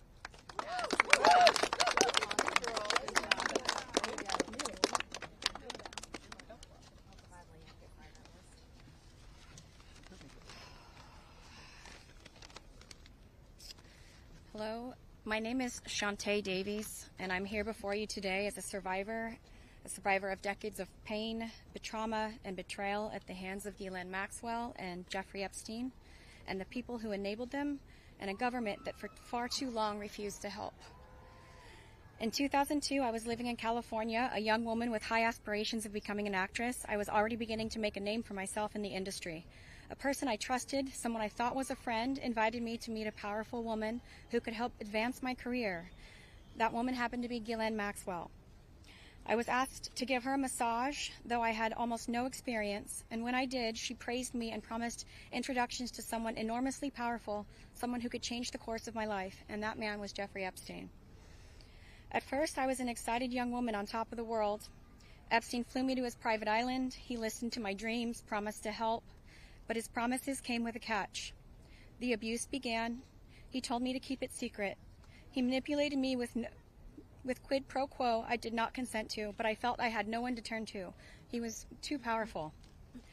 I was just one of the many young women trapped in his orbit. I was even taken on a trip to Africa with former President Bill Clinton and other notable figures. In those moments, I realized how powerless I was. If I spoke out, who would believe me? Who would protect me? Epstein himself was the most powerful leader of our country. Epstein surrounded himself, with the most powerful leaders of our country and the world. He abused not only me, but countless others, and everyone seemed to look away. The truth is, Epstein had a free pass. He bragged about his powerful friends, including our current president, Donald Trump. It was his biggest brag, actually. And while what I endured will haunt me forever, I live every day with PTSD. I live as a mother trying to raise my child while distrusting a world that has betrayed me. This kind of trauma never leaves you. It breaks families apart. It shapes the way we see everyone around us. But one thing is certain, unless we learn from this history, monsters like Epstein will rise again. There are files, government files, that hold the truth about Epstein, who he knew, who owed him, who protected him, and why he was allowed to operate for so long without consequence. Why was Maxwell the only one held accountable when so many others played a role? Why does the government hide this information from the public? This secrecy is not protection, it's complicity. And as long as the truth is buried, justice will remain out of reach. That is why this bill matters. Passing it will, bless you, ensure that the suffering of survivors is not in vain. Passing it will bring accountability, transparency, and prevention. It will help protect the next generation of predators who seek to place themselves above the law through wealth, influence, and connections. This is not just my story. It is about every survivor who carries invisible scars. It's about the weight we live with daily. It is about the families broken and the futures stolen. So I ask you, President Trump and members of Congress, why do we continue to cover up sexual abuse and assault? Who are we covering for? Let the public know the truth. We cannot heal without justice. We cannot protect the future if we refuse to confront the past. Thank you.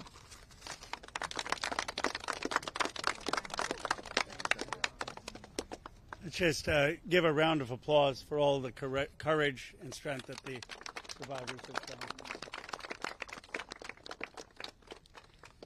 We now will take a few questions. You can always get Congressman Massey, me, or Congresswoman Green in the hallways and other places. If you have questions for us, that's fine. but I wanted to see first if you have questions for the lawyers and the survivors, and Brad will facilitate any of the questions to the survivors. Yes. Yeah.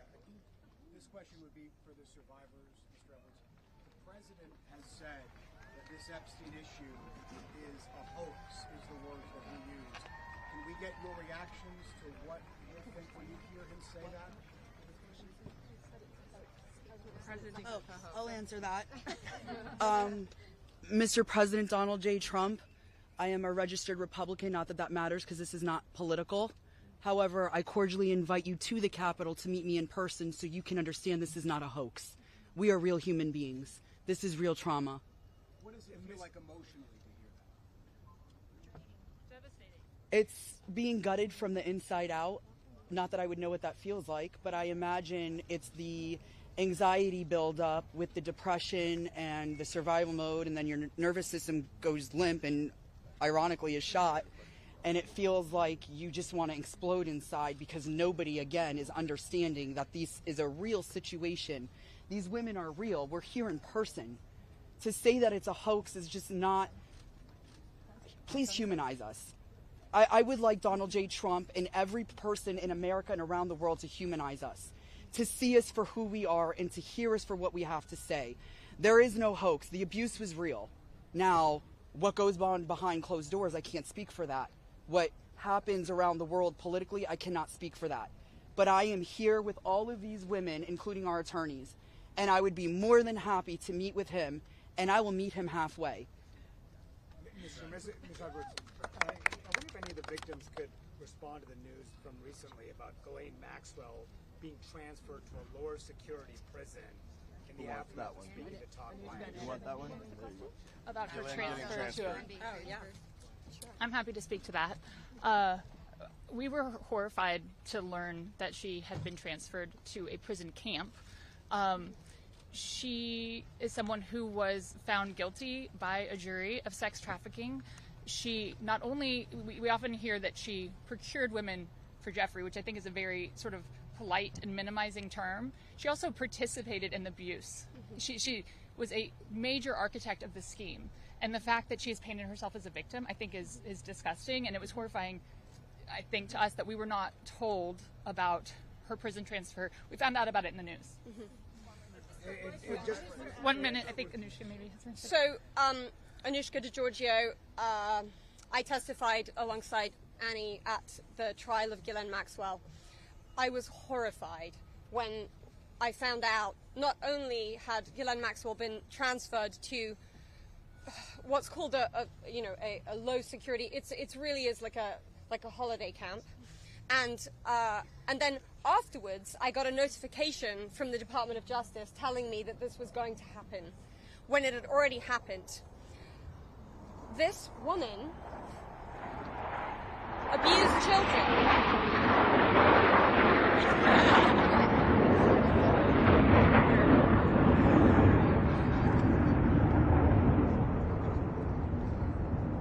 I was abused by Giuffre Epstein and Ghislaine Maxwell for over 10 years. Ghislaine Maxwell was present for some of my abuse at the hand of Giuffre Epstein.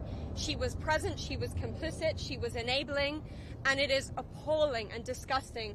And it's one of my worst nightmares that she not only be transferred, but at the possibility that's very much going around that she might be pardoned. This is not okay, guys. This is not okay. And I just want to add that I think it sends a very dangerous message to our country, to the young people in our country, that someone that we all know is aware of these crimes could be given a pass. And just for the last survivor who just spoke, the last survivor who just spoke, she said that Epstein would brag about her relationship with Donald Trump. Could she please elaborate about that? Shante. Get to the microphones. Get close. Yeah, I did say that.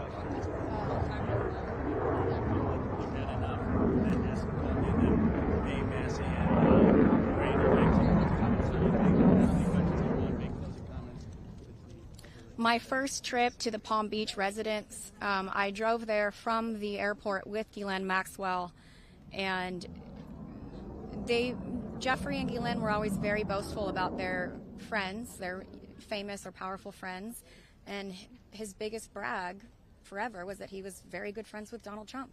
He had an 8x10 framed picture of him on his desk with the two of them. Like, they were very close. Go ahead. What? 1 second. 1 second. For this client list that you ladies are putting together, you said it would be confidential, but will the public? Could you clarify? Will the public get to see that? So, Lisa, what's your envision here? Is it going to go to the public or just amongst the survivors? No, we're reaching out to survivors that are scared. So, come on up. We're reaching out to survivors that are scared to come forward and that also know who they were trafficked to.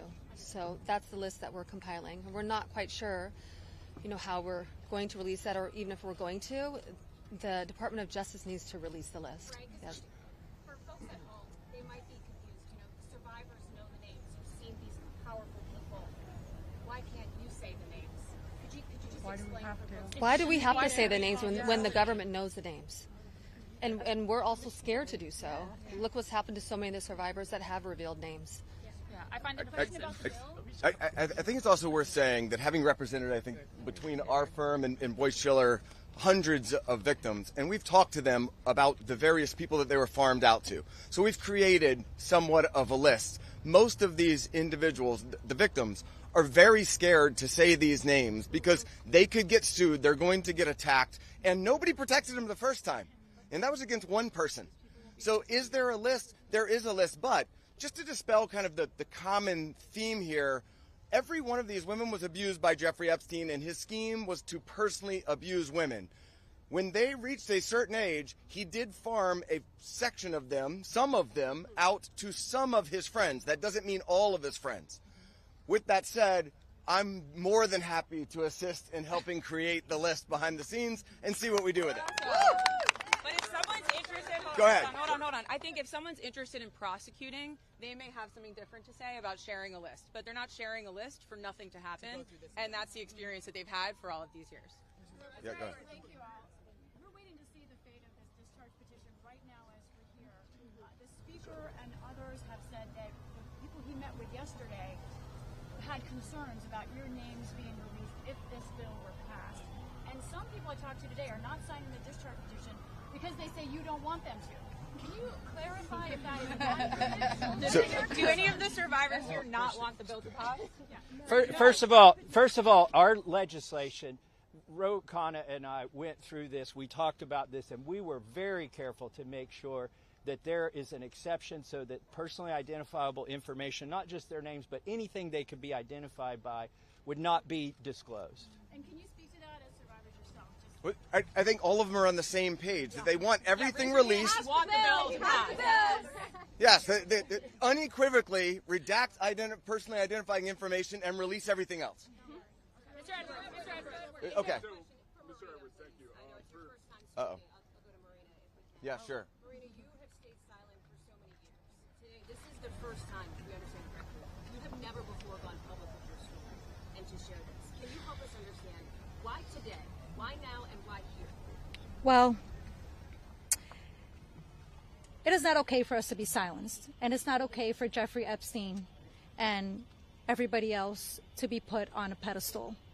I think everybody needs to hear from us because we know what went on, right? And there is not only me who's been silenced. There are hundreds of women that are silenced.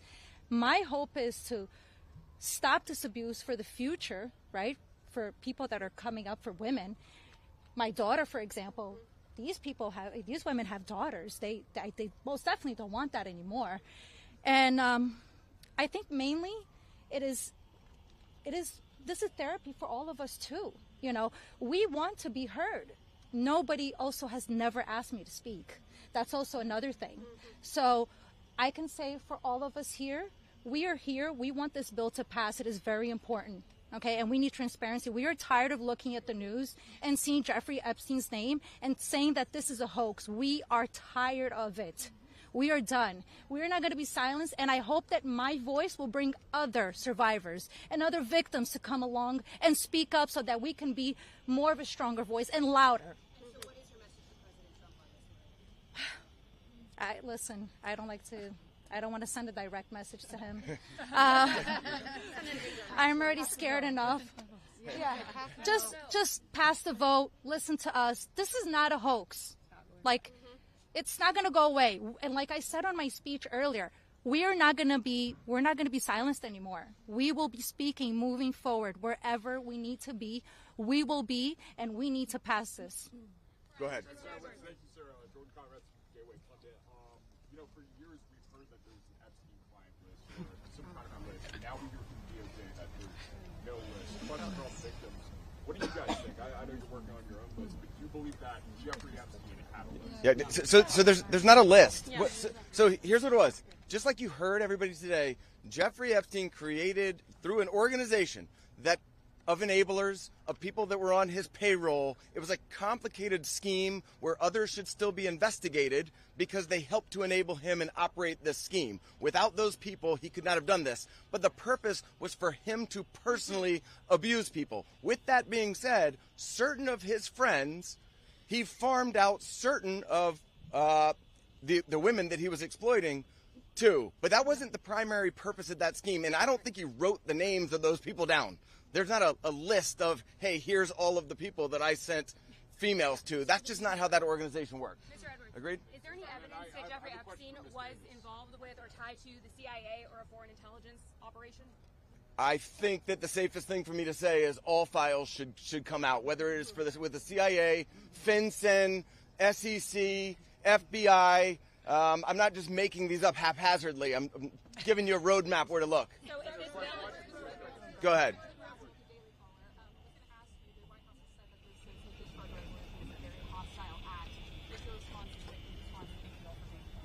I'll go first and then I'll let them. They're much more important than me, but I don't understand why it's a hostile act. I can tell you that I talked to President Trump back in 2009, and several times after that, he didn't think that it was a hoax then. In fact, he helped me. He got on the phone. He told me things that were helping our investigation. Now, our investigation wasn't looking into him, but he was helping us then. He didn't treat this as a hoax. So at this point in time, I would hope that he would revert back to what he was saying to get elected, which is, I want transparency. This about face that occurred, none of us understand it. In fact, I don't understand how this is an issue that's even up for debate. How do you not stand behind these women after you've heard their stories and know that hundreds of them were abused, and it was only because files are being kept in secrecy? The world should know who he is, who protected him, and the other people that are out there to be investigated need to be investigated. Go ahead. Are there any people who are currently serving in government who are named, who you know of, are in these files, who you had relations with, anything of that sort, who Jeffrey Epstein connected you with? Are you willing to say yes or no? I don't think I can answer that.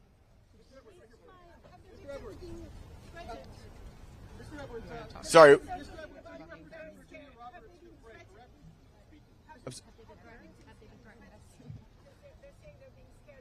I think she's referring to my speech. Hi, Anushka DiGiorgio. I have been threatened. I was threatened by phone. My daughter was threatened when I was volunteering to participate in, by means of being a witness in a civil lawsuit that Virginia Giuffre was bringing against Ghislaine Maxwell. I have been followed. I have been stalked. I have been followed not only by journalists, but by people who do not get out of the car and do not try and talk to me and just drive behind me as I drive my daughter to school. So the fear is very real for us.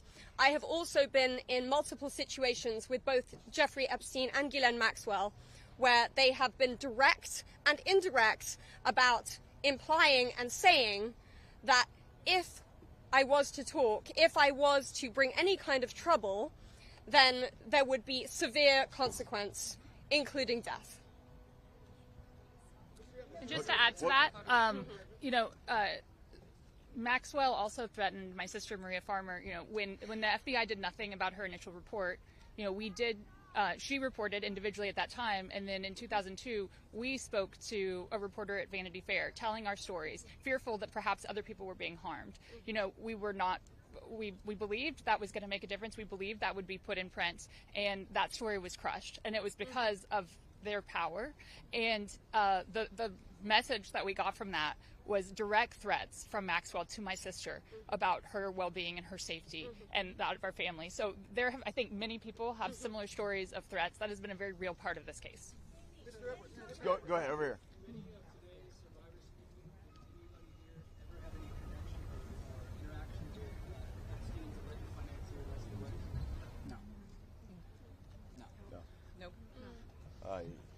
Do you want to address that? I just want to say one thing that's very clear. When people say, please share names, there are names that are very well known, like that of Les Wexner, who everyone knows supplied an enormous amount of Epstein's financial wealth and allowed this operation to happen. So it's, I think, confusing to many of us why there have not been more ramifications for him, and he's been seen as a victim when clearly I believe there's more to it.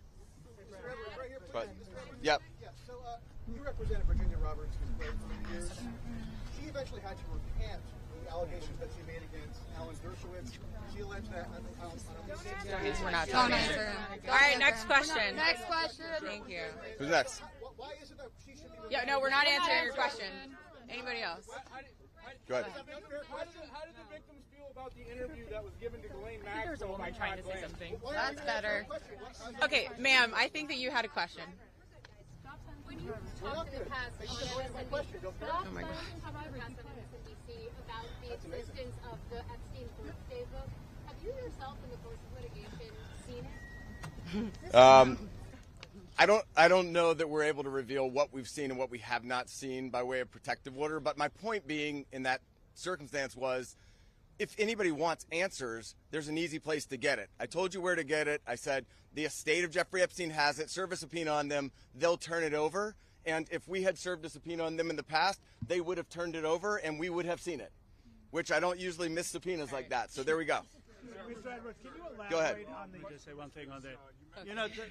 To your question about the allegations, there's a simple answer. Release the files. Let the American public decide. Instead of harassing, I gave you your say. Look. You're hired by Dershowitz. But,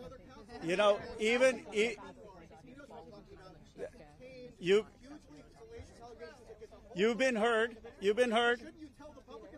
been heard. And even Alan Dershowitz says to release the files. Release the files. That is the answer, and that's what we're here for. And that is the.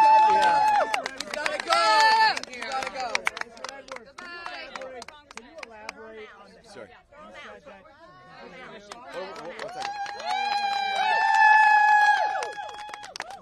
Yeah. You said that Donald Trump gave you help in 2009. Can you elaborate on your interactions with Donald Trump back in 2009? And for any of the victims, they didn't ever see the president, well then not president yet, but they didn't ever see Trump with Epstein in any way. I don't know who's. I don't think that we can answer that question. Did anybody see Trump with Epstein back then? This is really not a political thing. We want the passage of the bill, and this is not to call out President Trump. My point was that he was friendly back then, did not think that it was a hoax, and was trying to help. And now it seems like all of a sudden somebody's in his ear and he's not. So I'm hoping he'll come back to where he was back in 2009, be on the side of the victims and stand with us. On the passage of the bill, go ahead.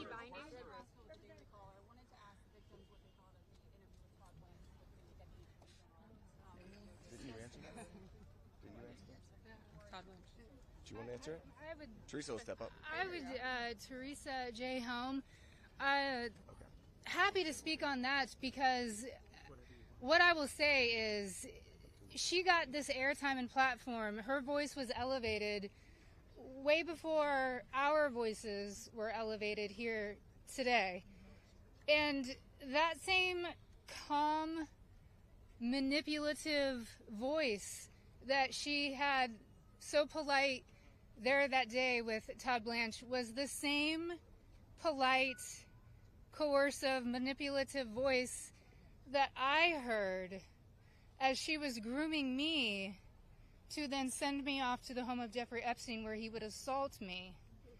So that's what she was doing for hours, speaking with me, building relationship with me, building trust with me, allowing me to believe that I was going to get this job, a dream job that I had been recruited from my college, flown across the country from Los Angeles to New York City to interview, so I thought. So her voice that day was the same voice that sent me off to a monster. So nothing can be believed from what she says, because she's been charged with perjury. I myself could sit there and listen, and as I did, I sat there and listened to this woman's voice lie. And there was no pushback from Todd Blanche, because does he even have the facts to be able to push back on her? We could sit there and push back. Why didn't we get to attend that? Why weren't we there that day? Or why wasn't even one of us consulted prior to that day in that meeting? And why on earth has she been moved from Florida to her, it basically is prison spa. I mean, you know, let's be real. None of us were consulted. I found out, just like everyone here found out, through the media, through all of you. We found out about Ghislaine's transfer. So I'm very angry to sit there and listen. The feelings that come up listening to this woman's voice is repulsive. Yes, I would say it's triggering. We all work very hard on healing, and it still gets to us after 2 decades. It's a very long answer, but it's repulsive to sit there and listen to her voice in her interview. Can we take two more questions? One over here.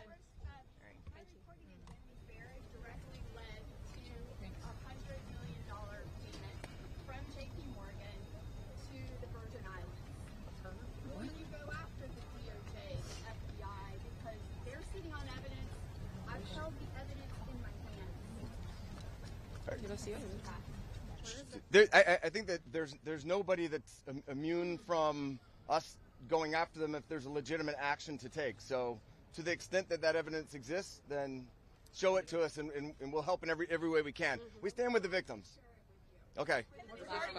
One more. Survivors speak to speaking of being threatened and being afraid to come forward with the story to the case of Katie Johnson, who alleged that Donald Trump and Giuffre Epstein. I don't think we can talk about. I don't think we can talk about that case. I do think it's worth saying, though, despite the comments that he made, Virginia Roberts Giuffre is an American hero. Yeah. She is somebody without whom we would not be able to have this voice. She was the one who had courage to name names, speak out against people, and she was standing up against everybody at one time with an enormous amount of pressure. And most of these women are here because of Virginia Roberts Giuffre. So. All right, last one.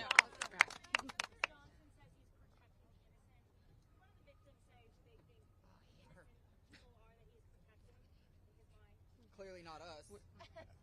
I don't think that anybody knows, but I can tell you that in the oversight committee meeting yesterday, they indicated that they were all for transparency, releasing the files, and asked us to hold them accountable. Isn't that right? Yes. They said hold them accountable, so we intend to hold them accountable. That's up to them. We're going to show them where to go with it, and as long as they're doing their job, they should. I'm going to turn it back over to Rokana. Thank you. Let me just say this. Let me say this. I think the people back who are testifying here today or speaking out today, they are American heroes. Let's give them another round of applause. And you say, look, Thomas, Marjorie, and I, we're huge believers in the First Amendment, and we believe in free speech, and we take abuse all the time. But you see, you see why it's so hard to do what they have done, because they come forward and you subject yourself to national scrutiny and national questioning. And I just want to say from the bottom of my heart how appreciative I am and how proud I am of what you've done today. You've made a big difference. Before I bring on Marjorie and then Thomas will have the last word, I want to summarize 3 basic things that I heard from the survivors. First, they want to know why our government covered up for someone rich and powerful. Why is it that we have 2 Americas? People say, why do you need to release the Epstein files if Epstein is dead and Maxwell is in jail? Because we don't know who all was involved in the cover-up. Why are there rich and powerful people who didn't have justice? They want to know that. Second, many said it's important for their own closure.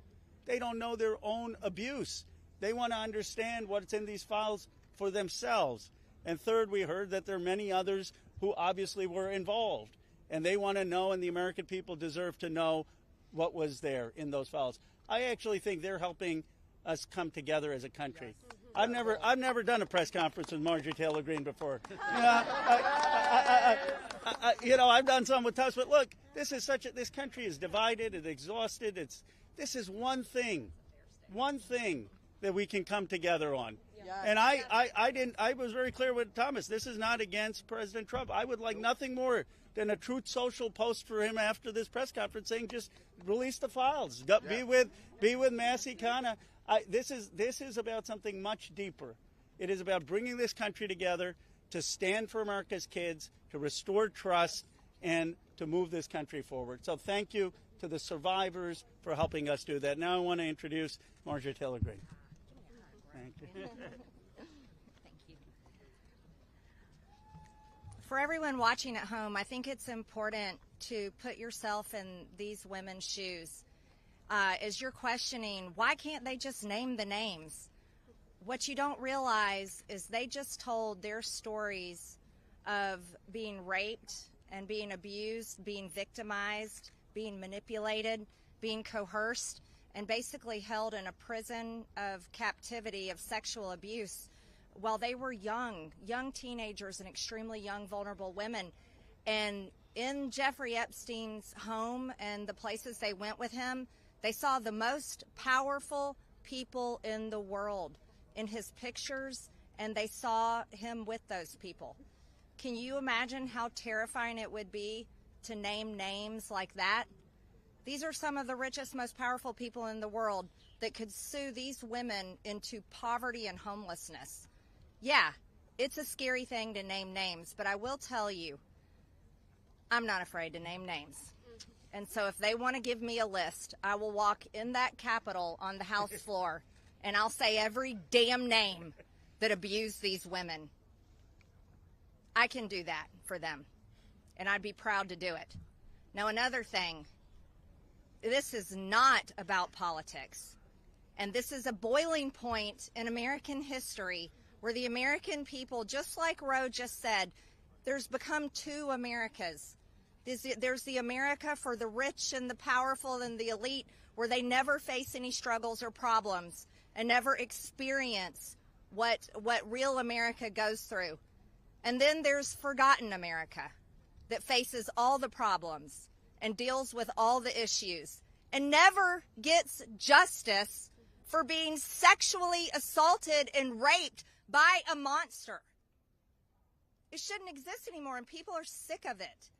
So let's recognize the fact that the administration before and the one before it and the one before it and the one before it and before it never did anything about this.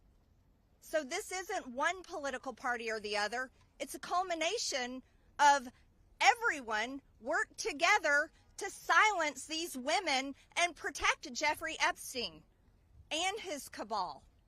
And this is not just rich, powerful people. Think his drivers, his maids, his chefs, all the people, people that worked in his home, security guards. I heard one story from a young woman that was being raped by Jeffrey Epstein when he was out on work release while he was serving time in prison and had an ankle monitor on his leg. Guess what? There was a police officer outside that door. So this list of names is quite a list of names, and it doesn't extend just in the rich, powerful circles. It extends down to the very bottom where people were paid. And again, I will say this, there's victims suffering today in similar circumstances, and they're terrified to name the names of the people that are currently abusing them. And so with these brave, courageous women fighting this fight, this is a fight for women and children and any person that is facing sexual abuse and rape and captivity and human trafficking right now. And so here's what I ask you in the press. Don't go for salacious headlines. Go for the truth and defend these women and help those of us in Congress that are crossing our political party lines doing the right thing and trying to do it together. And thank you, Roe, and thank you, Thomas. And now I recognize Thomas Massey from Kentucky.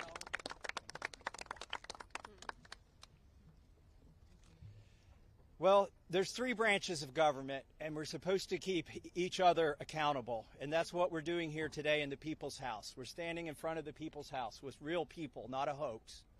And they've told their story. We wanted to give them a platform to speak, and they've had it. They stepped up, and they were brave. But I also today hope that they would persuade my colleagues to join this effort. But I found out something today that happened that I wasn't expecting. They persuaded me to fight even harder. I'm not going to give up. And I want to end with this call to action. First, a call to action to my colleagues who, just an hour before this press conference, were prepared. They were given a fig leaf. We'll put a resolution on the floor so that you can say that you voted to protect the survivors. Their resolution doesn't really do anything. And that's the oldest trick in the swamp. When you want to kill the momentum, when you want to kill initiative, you introduce a placebo, a different bill that does nothing, and then try to pull the wool over the eyes of the American people. That's not going to happen this time. We demand real accountability. I encourage my colleagues, please, there's over 200 Republicans who have not signed this discharge petition. We only need 2 of them to sign it, and every Democrat will sign it, and that will get us the number we need to force this vote, to pass a law, not a polite request to the DOJ to police themselves. No, we need legally binding legislation to force that to happen. And my main call to action is to the people watching these live feeds that are going through these cameras right now. Congressmen, listen to you. Light up their phones. Burn down the phone lines here in Washington, D.C. Ask them the questions that these survivors wanted you to ask them. Why won't you be for transparency? Don't accept their answer that the bill has a flaw or that the survivors don't want it. We know that's not true. They wouldn't be fighting it so hard in this town if it wasn't the real bill. So with that, please, call your congressman. Tell him or her to get on this bill and to stand up for these survivors. Thank you and God bless. That's the end.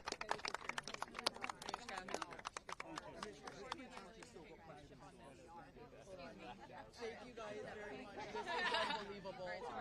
Thank you so much.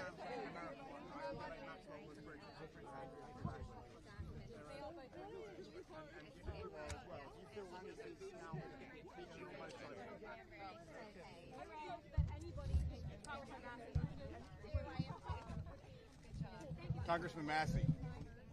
Congressman Massey. Are Yes. there any Republicans that you might know about who want to join us, and why are Republicans so apprehensive to just move forward? They've been threatened by the White House, which has done a 180. The lawyer here said he would like for the president to go back to his position 9 years ago. I'd like him just to go back 9 months ago to his position. Thomas Massey, what's some of the kickback you're getting back from your colleagues? What are some of the reasons why they don't want to endorse this? They're being threatened. I mean, look, I've got $2 million of ads running against me back in my district, and it's funded by 3 billionaires. One of them's in Epstein's Black Book. I mean, this is what happens. Your consultants, your political consultants will abandon you when the White House gets mad at you. The speaker will block all of your bills. They'll shut down your fundraising. This isn't political, but it is. I mean, the opposition to this is very political. What's your impression of the White House seeming to whip against this vote so actively? I have no idea why they're doing it, other than I do believe they're trying to protect some people who are rich and powerful and connected, like Republican donors. What about Speaker Johnson, his efforts as well? He's just doing what the White House is telling him, frankly. Yeah. He was for transparency for about 24 hours, and then he got tuned up by the White House. What would you say to the 200 Republicans? Have you had a chance to look at the Ehud Barak emails that were leaked over the last week? I saw some of those. And Jeffrey Epstein's involvement with the app known as Carbine, which is currently rolled out in 23 states across the United States? I'm not that familiar with that. I'm spending most of my time trying to pour through the 35,000 pages that were released yesterday, and what I found out are pages completely redacted, entire flight logs completely redacted. This is a non-release, and the danger that Republicans are running, particularly the administration right now, is recreating the debacle that the Attorney General Bondi had when she gave out the binders, and then everybody took them home and found out it was information they already had. What we need from this oversight committee investigation are criminal referrals. Otherwise, it's just an exercise in paperwork. What do you say to the voters in... that you are not backing down and this issue is not going away? I'm not backing down. I will not back down. These survivors have convinced me that to do everything that I can. I mean, I think I already am, but I can probably think of some more things to do after But this. if you don't have two more votes from your Republican policy at the end of the day, so what's the implications? Well, it's not the end of the day. So you don't Is today the deadline? Well, Procedurally, what happens is this discharge petition remains active until the end of Congress. So for 14 more months, we'll be waiting for 2 signatures unless we get them today. And so the Republicans are better to just pull off the Band-Aid and have this vote. It then would go to the Senate, and the Senate has to vote on this. And so those are the next steps. But I think what's going to happen is that the fig leaf that the Speaker has offered my colleagues on my side of the aisle is going to shrink up and go away. And then they will be exposed, as was the case with the Phase 1 binders that the DOJ released. And the outrage will be even greater because they've raised expectations, not among those of us who know that this is not going to reveal anything helpful, but they've raised expectations, and then they're going to not deliver anything, and that's very dangerous. Have there been Republicans in the Senate that have expressed support? Republicans who might be wavering on signing this? Well, my message is it's an opportunity. Once we get 2 more signatures, we're not collecting more signatures. So be one of those 2 that are on the right side of history, because once we get the 2, the door gets closed and it will proceed to a vote, and then you'll be back into one of 435. Have there been Republicans in the Senate that have expressed support to you, even just in the lead up to it potentially going to the Senate? Yes, I think Senator Markey was working on a companion legislation. And any Republicans who expressed support in the Senate? Not that I know of yet. So that would be, if people are working on a second call to action, it would be, what are you doing in the Senate? We've got this going in the House. Where's the activity in the Senate? Why do you think the administration is putting this out there that this would be a hostile act to support your struggle this year? Well, they've dug in. They decided they don't want it released. So it's a threat. It's a political threat. I think it's also an insult. I mean, was this a hostile action for these survivors to come and testify at the House of Representatives? Is it a hostile action that 3 women co-sponsored this legislation on the Republican side? Why is the White House trying to bully women in Congress who are trying to protect women who are just regular people who haven't been hurt? That's the question that needs to be asked. And finally, where are the men? We're the men on the Republican side of the aisle.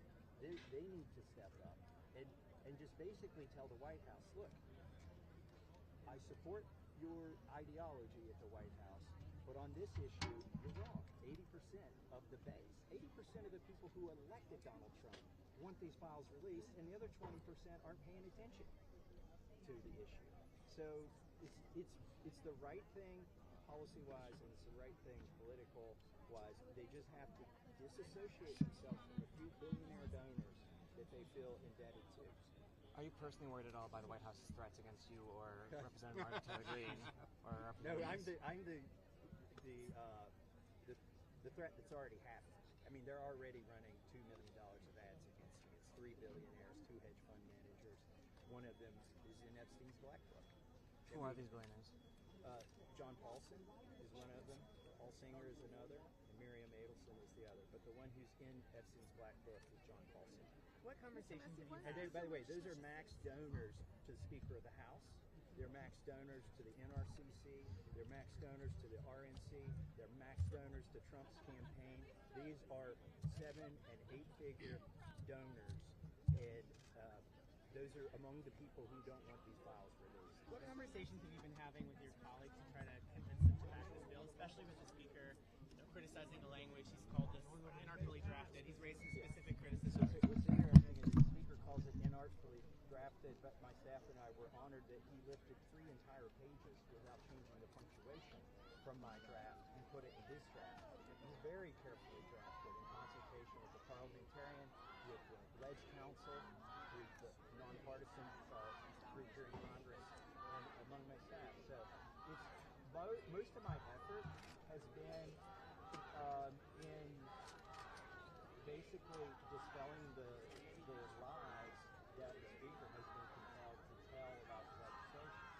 One of those lies is he says this would endanger the victims and the survivors. Well, they just all raised their hand and said they support the legislation. So hopefully we've at least dispelled that for my colleagues. And I've also warned my colleagues, they're inside of a bubble right now. Eventually they got to go home and be accountable to their people. Their people are going to watch this press conference today. Their people are going to go through the 34,000 individual pages that were released last night, and they're going to find there's one real effort, and then there is another effort that's managed by the White House. The DOJ release to the Oversight Committee is completely managed by the White House. It's not like they refused to give over the documents they were subpoenaed, and the Oversight Committee went and seized those documents. No, they said, listen, that subpoena is not necessary. Here, why don't we give you some documents? We'll make the redactions we want to make, and that subpoena will be unnecessary. That's what's happening. It's a negotiated exchange. One of the speaker's arguments from the White House. I just think it's a lot of politically connected donors, and then also maybe Acosta, who was the one who originally gave a light sentence or was involved in that to Jeffrey Epstein, which allowed him to continue his time. One of the speaker's arguments has been that your resolution will force the release of names of people in the file who might not have been, associated with the wrongdoing, but they could just be tangentially related, and then they're in the public sphere being associated with this, and then you're kind of wrapping them up as the innocent. So we need to release all the names, and I think the American people can figure out which of those names were part of Epstein's scholarship fund and which were part of Epstein's sex work. Do you have the members in mind who could be Republicans in the I have 200. Everyone's on the You're live on an X space, right? Do you feel like you're David versus Goliath right now? It's not an unfamiliar position to me. I have climbed the stairs over here more than once and been the only person. I've been against the White House before and survived. They passed the CARES Act, and they said, we're not going to even come to Washington, D.C. to vote on it. I came here and forced them all to show up. I said, you're going to cause massive inflation with this bill. You're going to wreck our economy. They did that.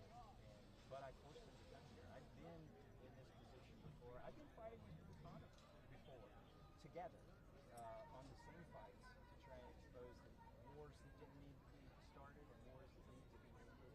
And we're familiar with the parliamentary tricks that they use here. I served on the Rules Committee. I'm familiar with the trickery that they're engaged in today with the resolution on the floor of the House that came out of the Rules Committee that gives them the big lead. And watch for one other trick. If we get to 218 signatures, they may try to change the rules of the House of Representatives that day, so the discharge petitions are no longer allowed from Thomas Massey and Ro Khanna. They can do that, but they have to get 218 votes to do it.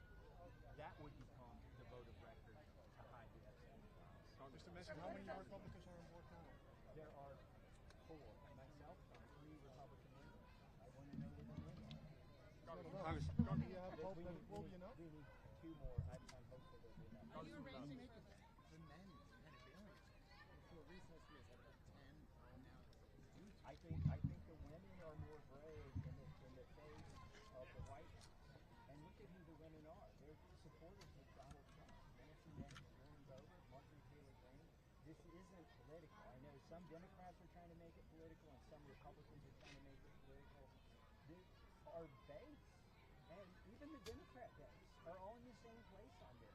This might not be the biggest issue in America right now, but it is the issue everybody can agree on. One of these victims today, I think it was Miss Davis, said that Bill Clinton was in Africa with him, traveling with him. Don't you think that Republicans really should for this to get the truth out of Clinton's out? Honestly, I think a lot of people are going to be embarrassed. On both sides of the aisle, powerful political figures will be embarrassed, but that's not a reason to not do this, is to avoid embarrassment for somebody. And again, I don't think Jeffrey Epstein was non-partisan in his sex ring and all of the malfeasance that he committed and the friends. It's basically a group of people that don't need to belong to a party because they don't report to the law when they do things. Are you arranging for the victims to speak with some of the on the Republican side, maybe next week or the time? I'm not arranging that. There's at least one member of Congress who's asked. 5,000 more viewers right now. What is the one thing, if they only had a minute of their day today, what's the most effective thing they could do to help move the needle for you guys on getting these last two votes or last two signatures to the discharge petition? I would say call your congressman if he or she is a Republican. If your congressman is already on the bill, don't make the phone call. But that's what we need, and if you're looking for people who might be persuadable, I think they're all persuadable. Also, look at the 10 Republicans who co-sponsored the legislation who haven't yet signed it.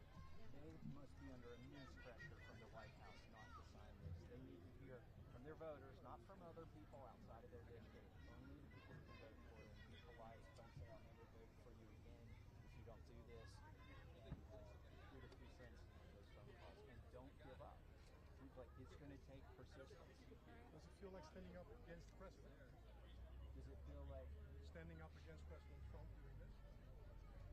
Not to me, but the attorney here said that they just want the president to adopt the position he had 9 years ago. I just want him to adopt the position he had 9 months ago, which was his attorney general, his vice president said that they need a full release of it, and that there was material.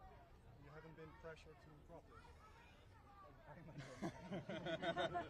There are $2 million of ads being run against me from $1 million at a time from now until next May when my next election is. But that's okay. By the way, the survivors face far more pressure and far worse consequences than any politician up here. Nobody should be afraid to stand up for these survivors because they're going through so much.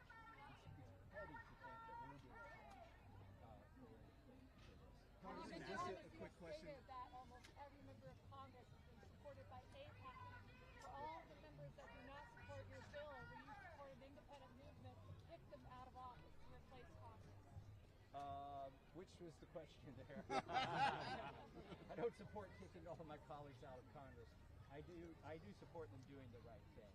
It's not always about getting the right person elected. Most of the time you're going to get the wrong person to do the right thing. Congressman, you may have gone over this, I'm sorry, but the White House says it's a hostile act. Do you view this as a hostile act? I don't think what the survivors did today is a hostile act. I don't think this is a hoax.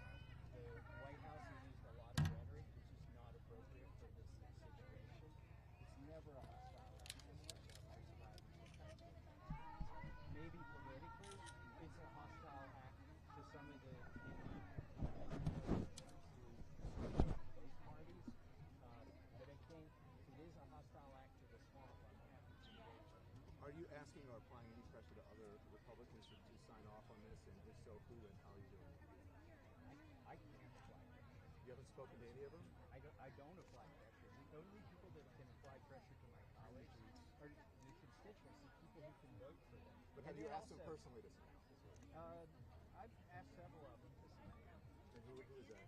Well, actually, I asked everybody at the conference this morning to sign it. When the speaker was disseminating false information about this resolution that will become a bill, I stood up, counteracted the false information, and requested all. But not individually? I've talked to you. And their responses? They're there. I can't tell you the response verbatim.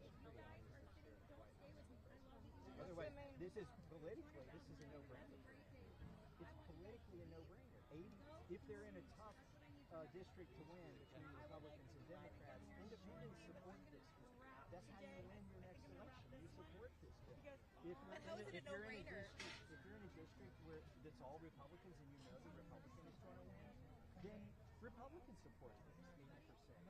The Democrats support this. We weren't here to make a political case today, but that's the case you have to make to my colleagues.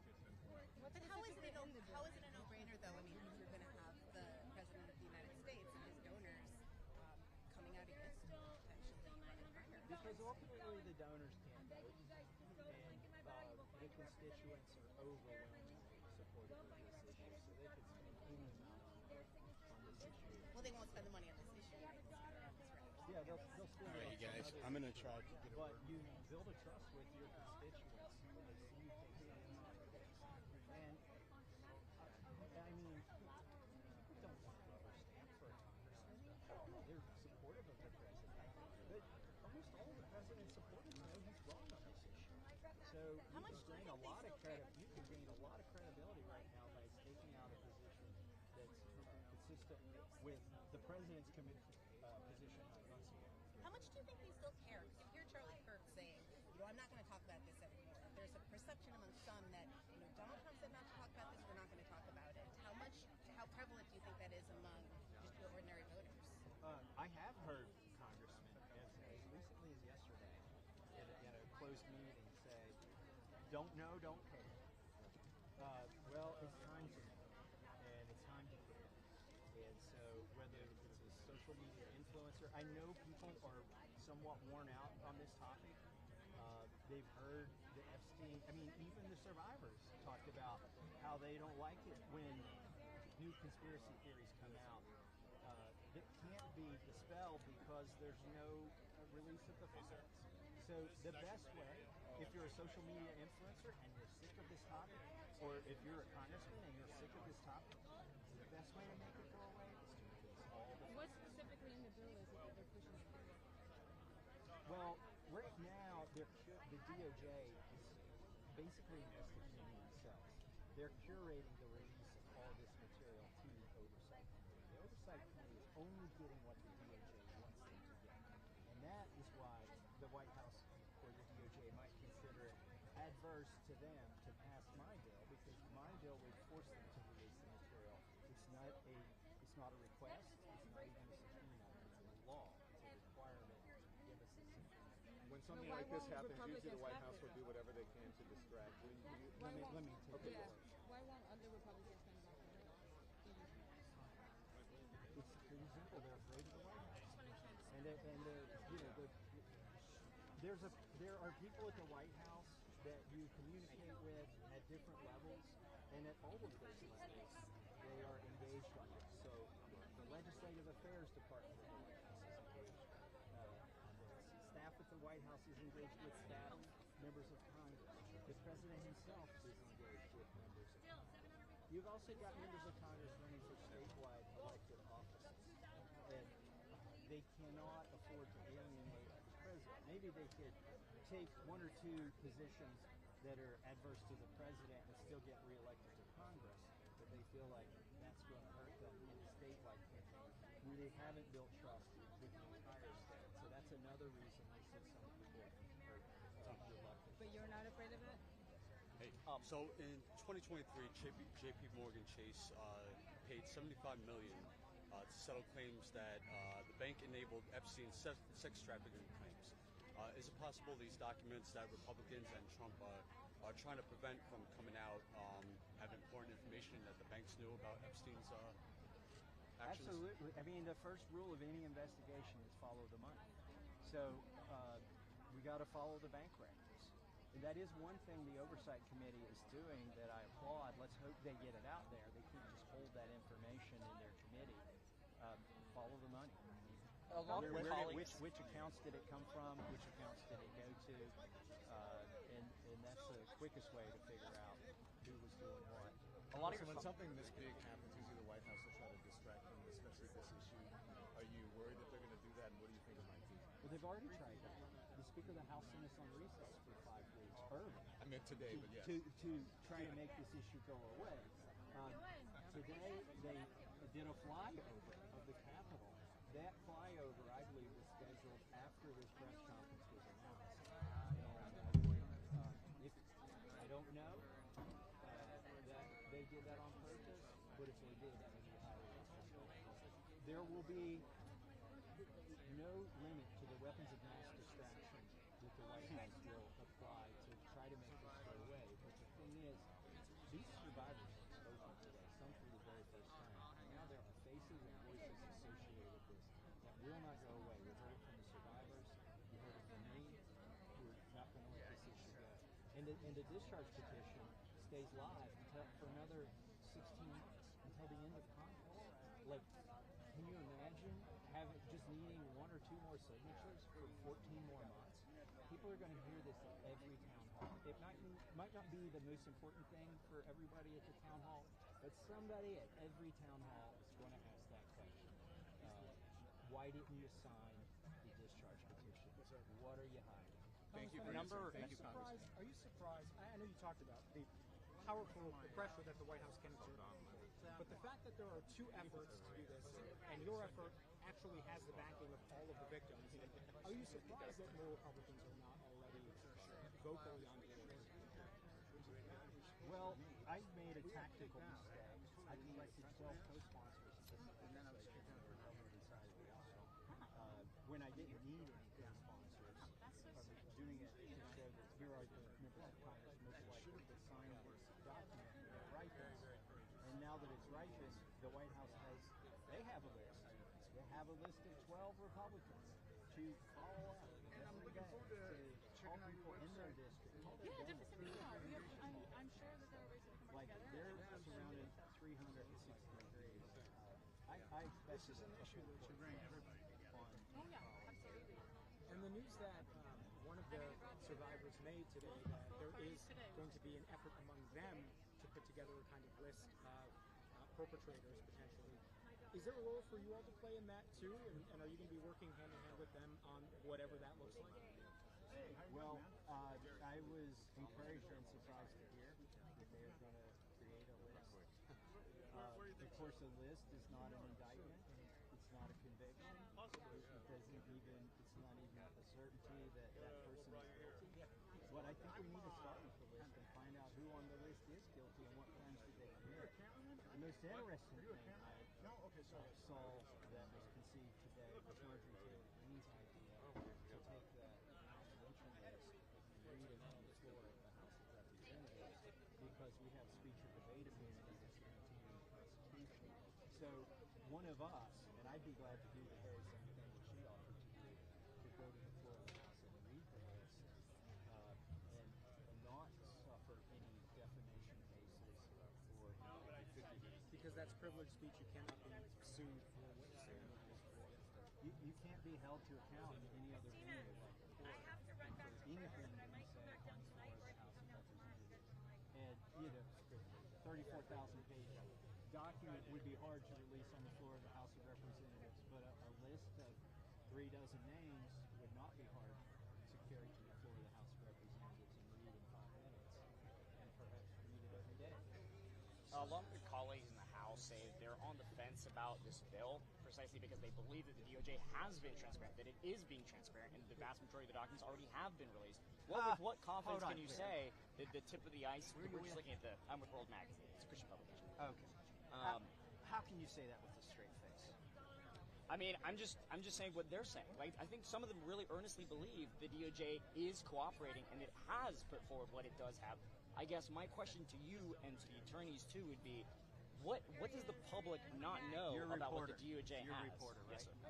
Okay, you have the same access to those documents my staff does. Right. Go look at the documents. You tell me if there's anything in there that would reveal any name of another co-conspirator of Jeffrey Epstein. Anything that might do that, like a flight log, is completely redacted. Their entire page is redacted. So it's on its face, observed. There's no reason to debate the knowable, right? So if this is an absolute certainty, I don't feel like I need to answer the question. But I will give you more evidence if you don't have time to go to the 34,000 files and compare those to what's already out there. I guess the biggest evidence that my bill would release more materials than the DOJ intends to release is the DOJ's opposition to my bill. If my bill is redundant, why are they undertaking all of this political pressure? Why is the president taking on so much criticism and expending so much political capital with independents, Democrats, and his own base on this issue?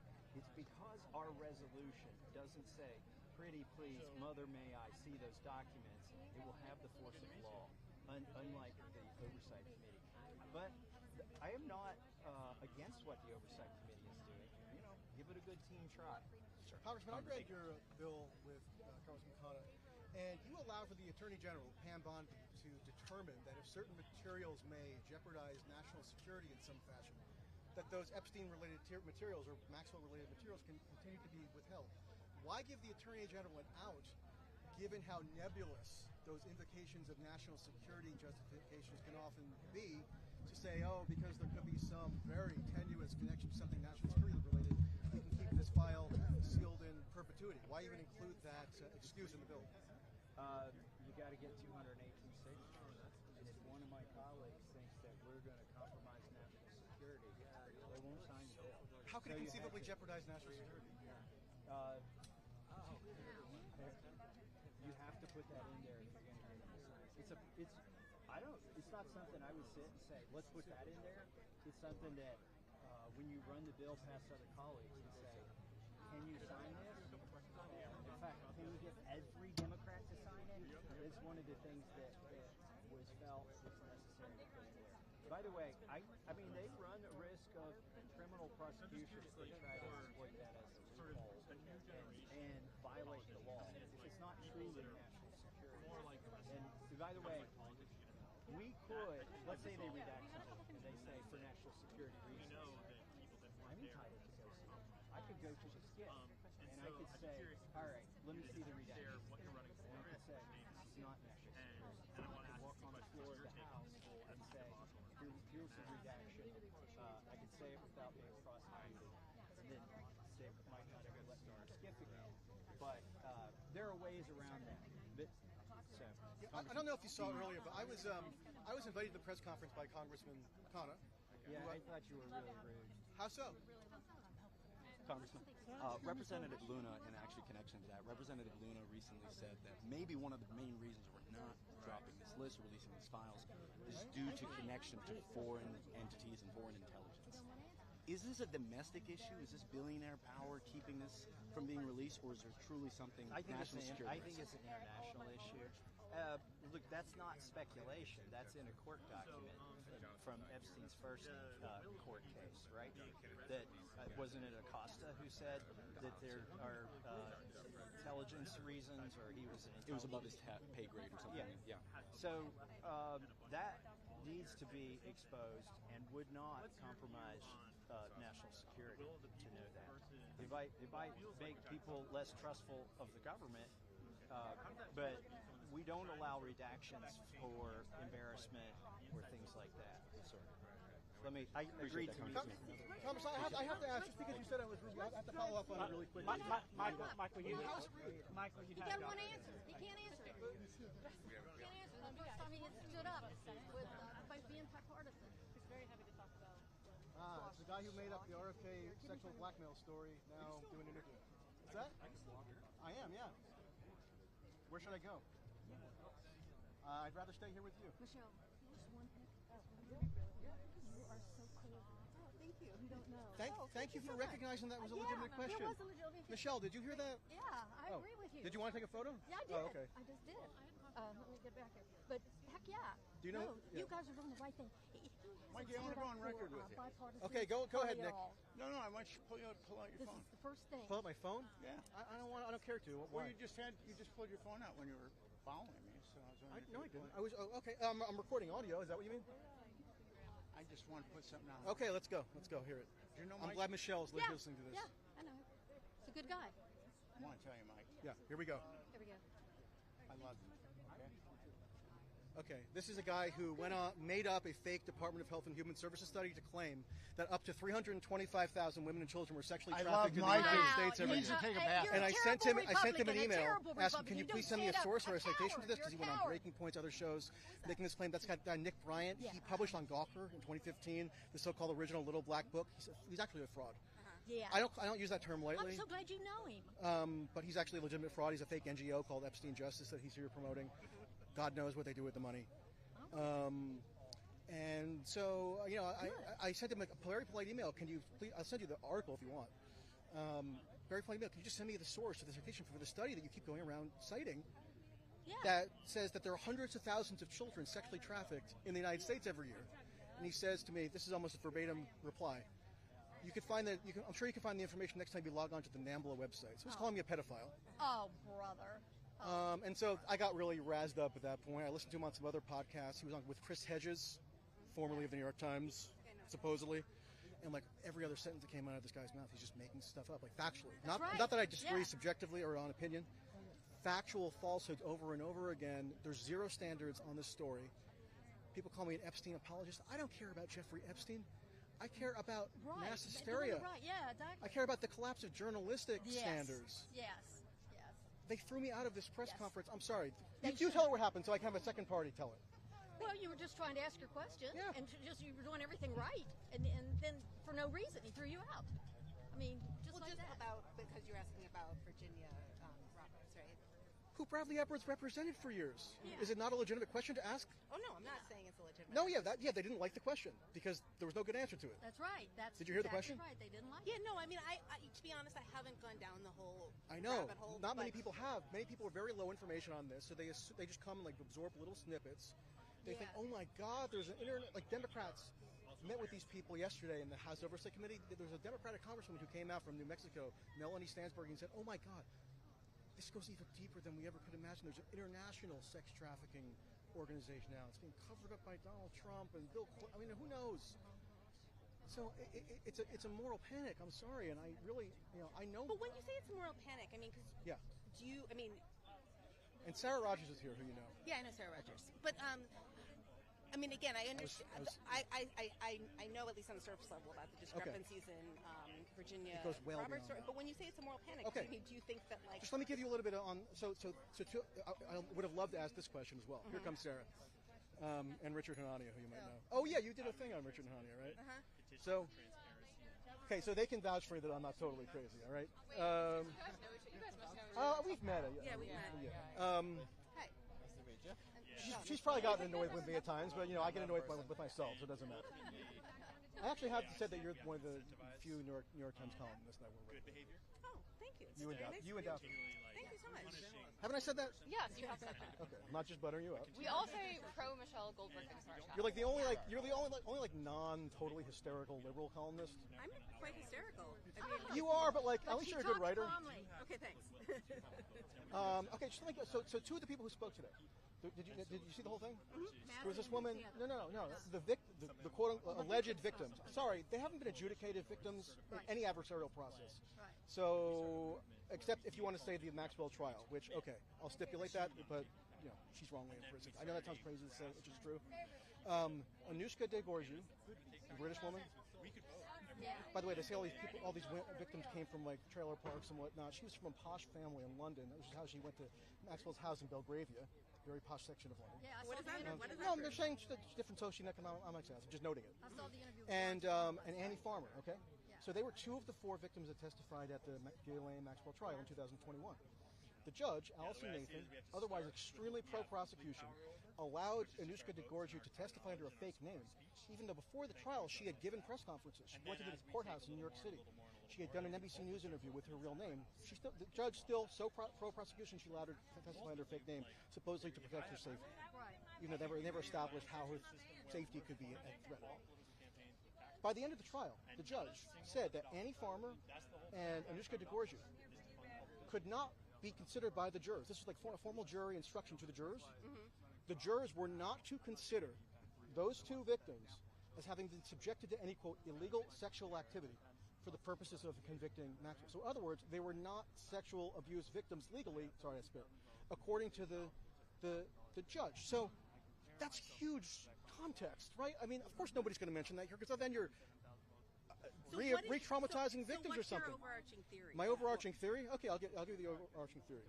Wait, I try to articulate in a nutshell what I think Michael's theory is. Yeah, go ahead. If I'm wrong. I think Michael's theory Does anybody is have some water? I'm dying. Yeah, I have to go get water too. I'm going to pass out. I think his theory is that even though Epstein kind of may have been aggrieved, and there's like evidence that girl was, ruined from the Mar-a-Lago spa, that there's not a lot of evidence of child sexual abuse. Oh, thank you so much. And that there's no evidence of pedo-blackmail conspiracy. I'll give you. Michelle, take the first drink. I'll do a sip off my lips and I'll give it to you. It's okay. Thank you so much. Well, I'm not not sure I can manage that. I met my hero, Michelle Goldberg. I watch her every night. I start at 6 with all of them. Lawrence O'Donnell, and I love it. You're so calm. This lady was defending me. Yeah, you're so calm, and you speak so well. And she wanted a every selfie. point you make, any intelligent listener would say, yeah, I get it now, because you explain it. Thank you. And I really mean that. Thomas Massey said I was rude, and then I saw you stand there completely with you. Thomas Massey said I was rude, and you yelled and defended me, right? Yeah, I did. I said, no. Let me tell you, these Republicans, you got to stand up to them. You got to yell at them. And I don't know what's up with Massey. Ask a freaking hard question. Massey's like some Me Too activist now right? or something. Republican? He is. Yeah. Believe women. They can't answer. So I'll give you my base. I'll sketch out my basic theory. I mean, it's hard to kind of distill. It's very complex. You know, it's insane. Here's my elevator pitch at this point. I say that approximately 90% of what people think they know about this whole Epstein story is either wildly exaggerated or outright fictitious. And there's 10% that is much more legitimate. You can get into the 10%. It has to do with Palm Beach girls that in the early 2000s who were like recruiting one another. Actually, one of them spoke today, Haley Robson. Yeah. Do you know that she basically admits that she recruited girls in her age group? Well, she spoke about it. I know, but she also told them to lie about their ages. Oh, okay, she did that. Read Julie K. Brown's book. Yeah, I've read the book. Yeah, it's in the book. But that's kind of, how is that inconsistent with? No, it's not inconsistent. I'm just saying, well, it's just like a factor here that if you just cast these people as just generic victims, it gets lost. So, but here's just to, sorry, give me two more sentences and I'll let you go. So here's the main exaggeration that I'm contending is essentially fictitious. It's the theory that Epstein was orchestrating a massive child sex trafficking operation that he was enforcing by blackmail to entrap legions of prominent men and then blackmail them essentially. There's virtually zero credible evidence for that anywhere ever. It all stems from Virginia Giuffre, who this Bradley Edwards character represented, got probably $30 million for her from phony settlements. And I asked a question about it. It was a pretty straightforward question. Maybe you think I'm aggressive or annoying. Fine. But like it's a legitimate question, and they just wouldn't answer it. Right. And then they threw me out. So what does that tell you? That tells you they're afraid. Ro Khanna's staff invited me to come to this. That's what Lawrence. Well, I also kind of, I also think it's a difficult question to ask when her brother is here sobbing. Sorry, I got to ask difficult questions. It's a political event. It's a political press conference. Yeah, that's the kind of problem with all Lawrence O'Donnell says to ask do you know that the brother, they're first brother, stepbrothers. Do you know that they're involved in a probate dispute in Australia right now over her $30 million estate? No, and they're going around doing this PR offensive right now to bolster their case in Australia. That doesn't get mentioned. So what is your theory then about? And I have kind of no theory. Okay. I'm Who is completely still over agnostic there? about this. Anybody But what is your theory about why they are refusing to release these? It's a few reasons. Okay, so people conflate what they mean by Epstein files. Some are controlled by the judiciary. So you got to petition Judge Berman and another judge whose name I forget in the Southern District of New York. There's also a judge in Florida. There might actually be one or two in New Mexico or the Virgin Islands, but definitely it's mostly New York and Florida. And they're keeping items under seal because they're invoking the privacy concerns of purported victims. That's the central reason why many of the items in the control of the judiciary remain under seal. Right, but also, that doesn't explain why Donald Trump is kind of going to war on this. But there are similar statutes and guidelines that the DOJ adheres to. Like if you read the DOJ memo from July 6th. And so you think that Donald Trump is like whipping against this bill because of DOJ guidelines? Is he whipping against it? I actually don't know. I mean, that's what Massey certainly said. He may well be. I don't know. No, Trump doesn't care about DOJ guidelines. Right, obviously. Trump knows that if anything comes out that even tangentially connects to him, it's politically radioactive, even if it doesn't incriminate him, right, or prove that he did anything wrong with a minor sexually. But it doesn't matter. It's taken on a life of its own politically now. So that's why he calls it a hoax. That's what I think. Well, he doesn't want that birthday book out because he knows he sent the card. So what if he sent a birthday book? I know, but the evidence of him palling around, probably going places and doing things with these I mean, it is funny that all these guys would like institutionally wink at each other for years and be like, Giuffre really likes young girls. Yes, they all knew it. They were all participated. I think yeah, you have lots of young girlfriends and stuff. And there was the period in Palm Beach where he didn't check ages. All rich men are attracted to young women in the sense of like 25-year-old Victoria's Secret models, and people don't rib each other like, oh, there he is with his super young girl. Yeah, because it's not devious. It's like, there's and probably, he liked teen masseuses, maybe. I think that could be true. But like, it could also, the Mossad blackmail ring could also be false. But really, Trump liked Another everything theory is this Epstein is being did. used as a cash cow. I mean, there are insane people latching onto this, some of whom were here. Yeah. because you get millions of dollars if you can make even the most tentative claim of any connection at all to Maxwell or Epstein. You got the Epstein Victims Compensation Program, which was drawn from his estate after he died. J.P. Morgan, Deutsche Bank. It's hundreds of millions of dollars. I have to get my training in it. Why do you think all of these extremely rich men were having Epstein manage their money? Well, did you happen to read the Ghislaine Maxwell proffer interview with Todd Blanche that came out? No. Really interesting.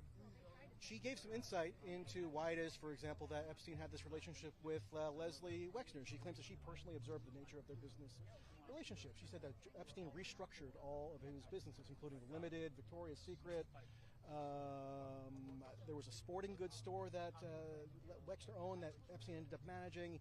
Epstein did the financial management for a real estate development that Wexner had in Ohio.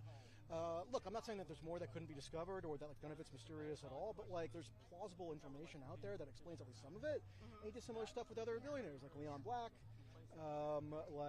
Elizabeth Johnson, who was the heir to Johnson & Johnson. And then he had his own sort of ventures. So I just think that, sure, I would love to have every penny of his wealth audited forensically, but it's not as though there's no information. People just kind of want there to be no information so it can fuel their speculation. Well, and right? these well-to-do famous people now are embarrassed now because this may come out on them because they're involved and they don't want their name out there. And Trump doesn't want it out there. Okay. But I could talk forever about this, so feel free to email me or call me or something. Who are you on most? I know you're with Ari and Chris Hayes, Jen Pesky, Lawrence. No, I'm not on. I can't stay up that late, to be honest. But I don't know. I think I'll do Ari tonight. Great. But thank you. You don't want to so stay much. for abundance or any of that? No, I want to get. First day of school is tomorrow. I got to get home. You're so good. All right. So good. Oh, well, thank you. Good to see you. Ma'am, I have to interview you because I need some witness to. Yeah. Do you let's just give me 5 more minutes. So, ma'am, you saw the interaction at the press conference. Yes. Sorry. So, ma'am, you saw the interaction at the press conference. Just explain it from your perspective and what you perceived. Well, my perspective was that they kicked you out of that press conference for no good reason, for just asking a question that they didn't have the answer to, and they didn't want to answer. And then Massey here wouldn't answer you and said you were being rude, and it was false. You did everything right. You did what a reporter should do. You ask a hard question, and not these little easy questions that they want or that they talk over you. You continued your conversation until he literally had to leave, walked away. So stand up, and I say do it. And did you know time. that when I was what happened at the press conference is I asked the question, Bradley Edwards, the lawyer, says, we're not going to answer that. They move on. And then Ro Khanna interjects. Yes. He comes and addresses my question, addresses me. Yeah.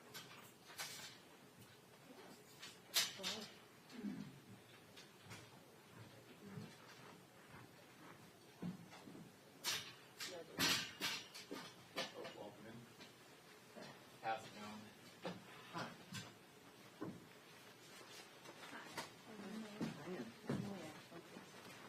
Nice to meet you.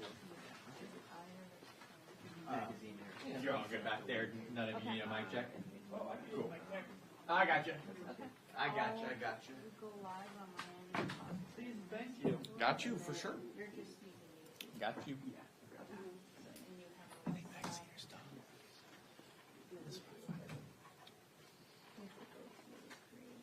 done. Mic check 1 2 3. Mic check 1 2 3. She sells. Perfect, thank you. Got you. Easy enough. You got a white? Oh yeah, I got a white balance. Hello, how's it going? Sorry, I'm late for party. Yes, it is. Yes, it is. Well, you gotta go out down the long hall. Got you. Take a left. Got you here. They're very clean and modern. Oh, there's also some. No, there's some over here by the elevator. I'm not sure that way. There are some by the elevator. Welcome. Hello. They may not be. I'm not on the They may not be. Let's sit here and discuss. Yes. You nice saddlewood kind of smell. You good for your white balance? Yeah, I'm good, thank you. Bet, got you. Sorry, I got wrapped up in this. No, you're chilling. I got you. Probably Mike at our side. She was killed in this house, so she's not Hello. doing nothing. Cameron, pleasure. We're the Capitol side. Oh, Cameron? Is it Sue? Okay. Cameron? Okay, Cameron, that's close enough. That's close enough. Sam, pleasure meeting you. Pleasure meeting you. I'm not sure about that. Should be starting at like 1 p.m. So y'all should be good. Yeah. If you need anything, just let me know. I'm gonna just be like moving around. As of right now, that's the plan, and we're not set up anywhere else because outside was, Jordan said, was A, crazy, and then B, there wasn't, it didn't actually stop the bigger word. It's still, yeah. I didn't think so. I didn't think so. The first couple weeks But was like, anyway. oh, you're like, this is Cameron. Oh, you need to touch Cameron. Like, it's Cameron. It was just like the craziest transfer situation ever. Like, Ron Cameron. Yeah. No, we tried to make it work. I think we're, But I'm trying. there's in theory, year 2 is like our hit. Hey, Cameron, I'll pop So we're going to maybe attempt to go strictly if but if it's easier for Joe to just stay in one place. Right. Right. So the question is basically, do we stay in the rotunda, or do you want us to go outside? It's probably easier if we just stay in one spot, but we can adjust. Like, we can do whatever you guys want. It just seems like if Joe's going to go outside or go to a specific spot, it's probably easier for him to stay there. But I defer to you.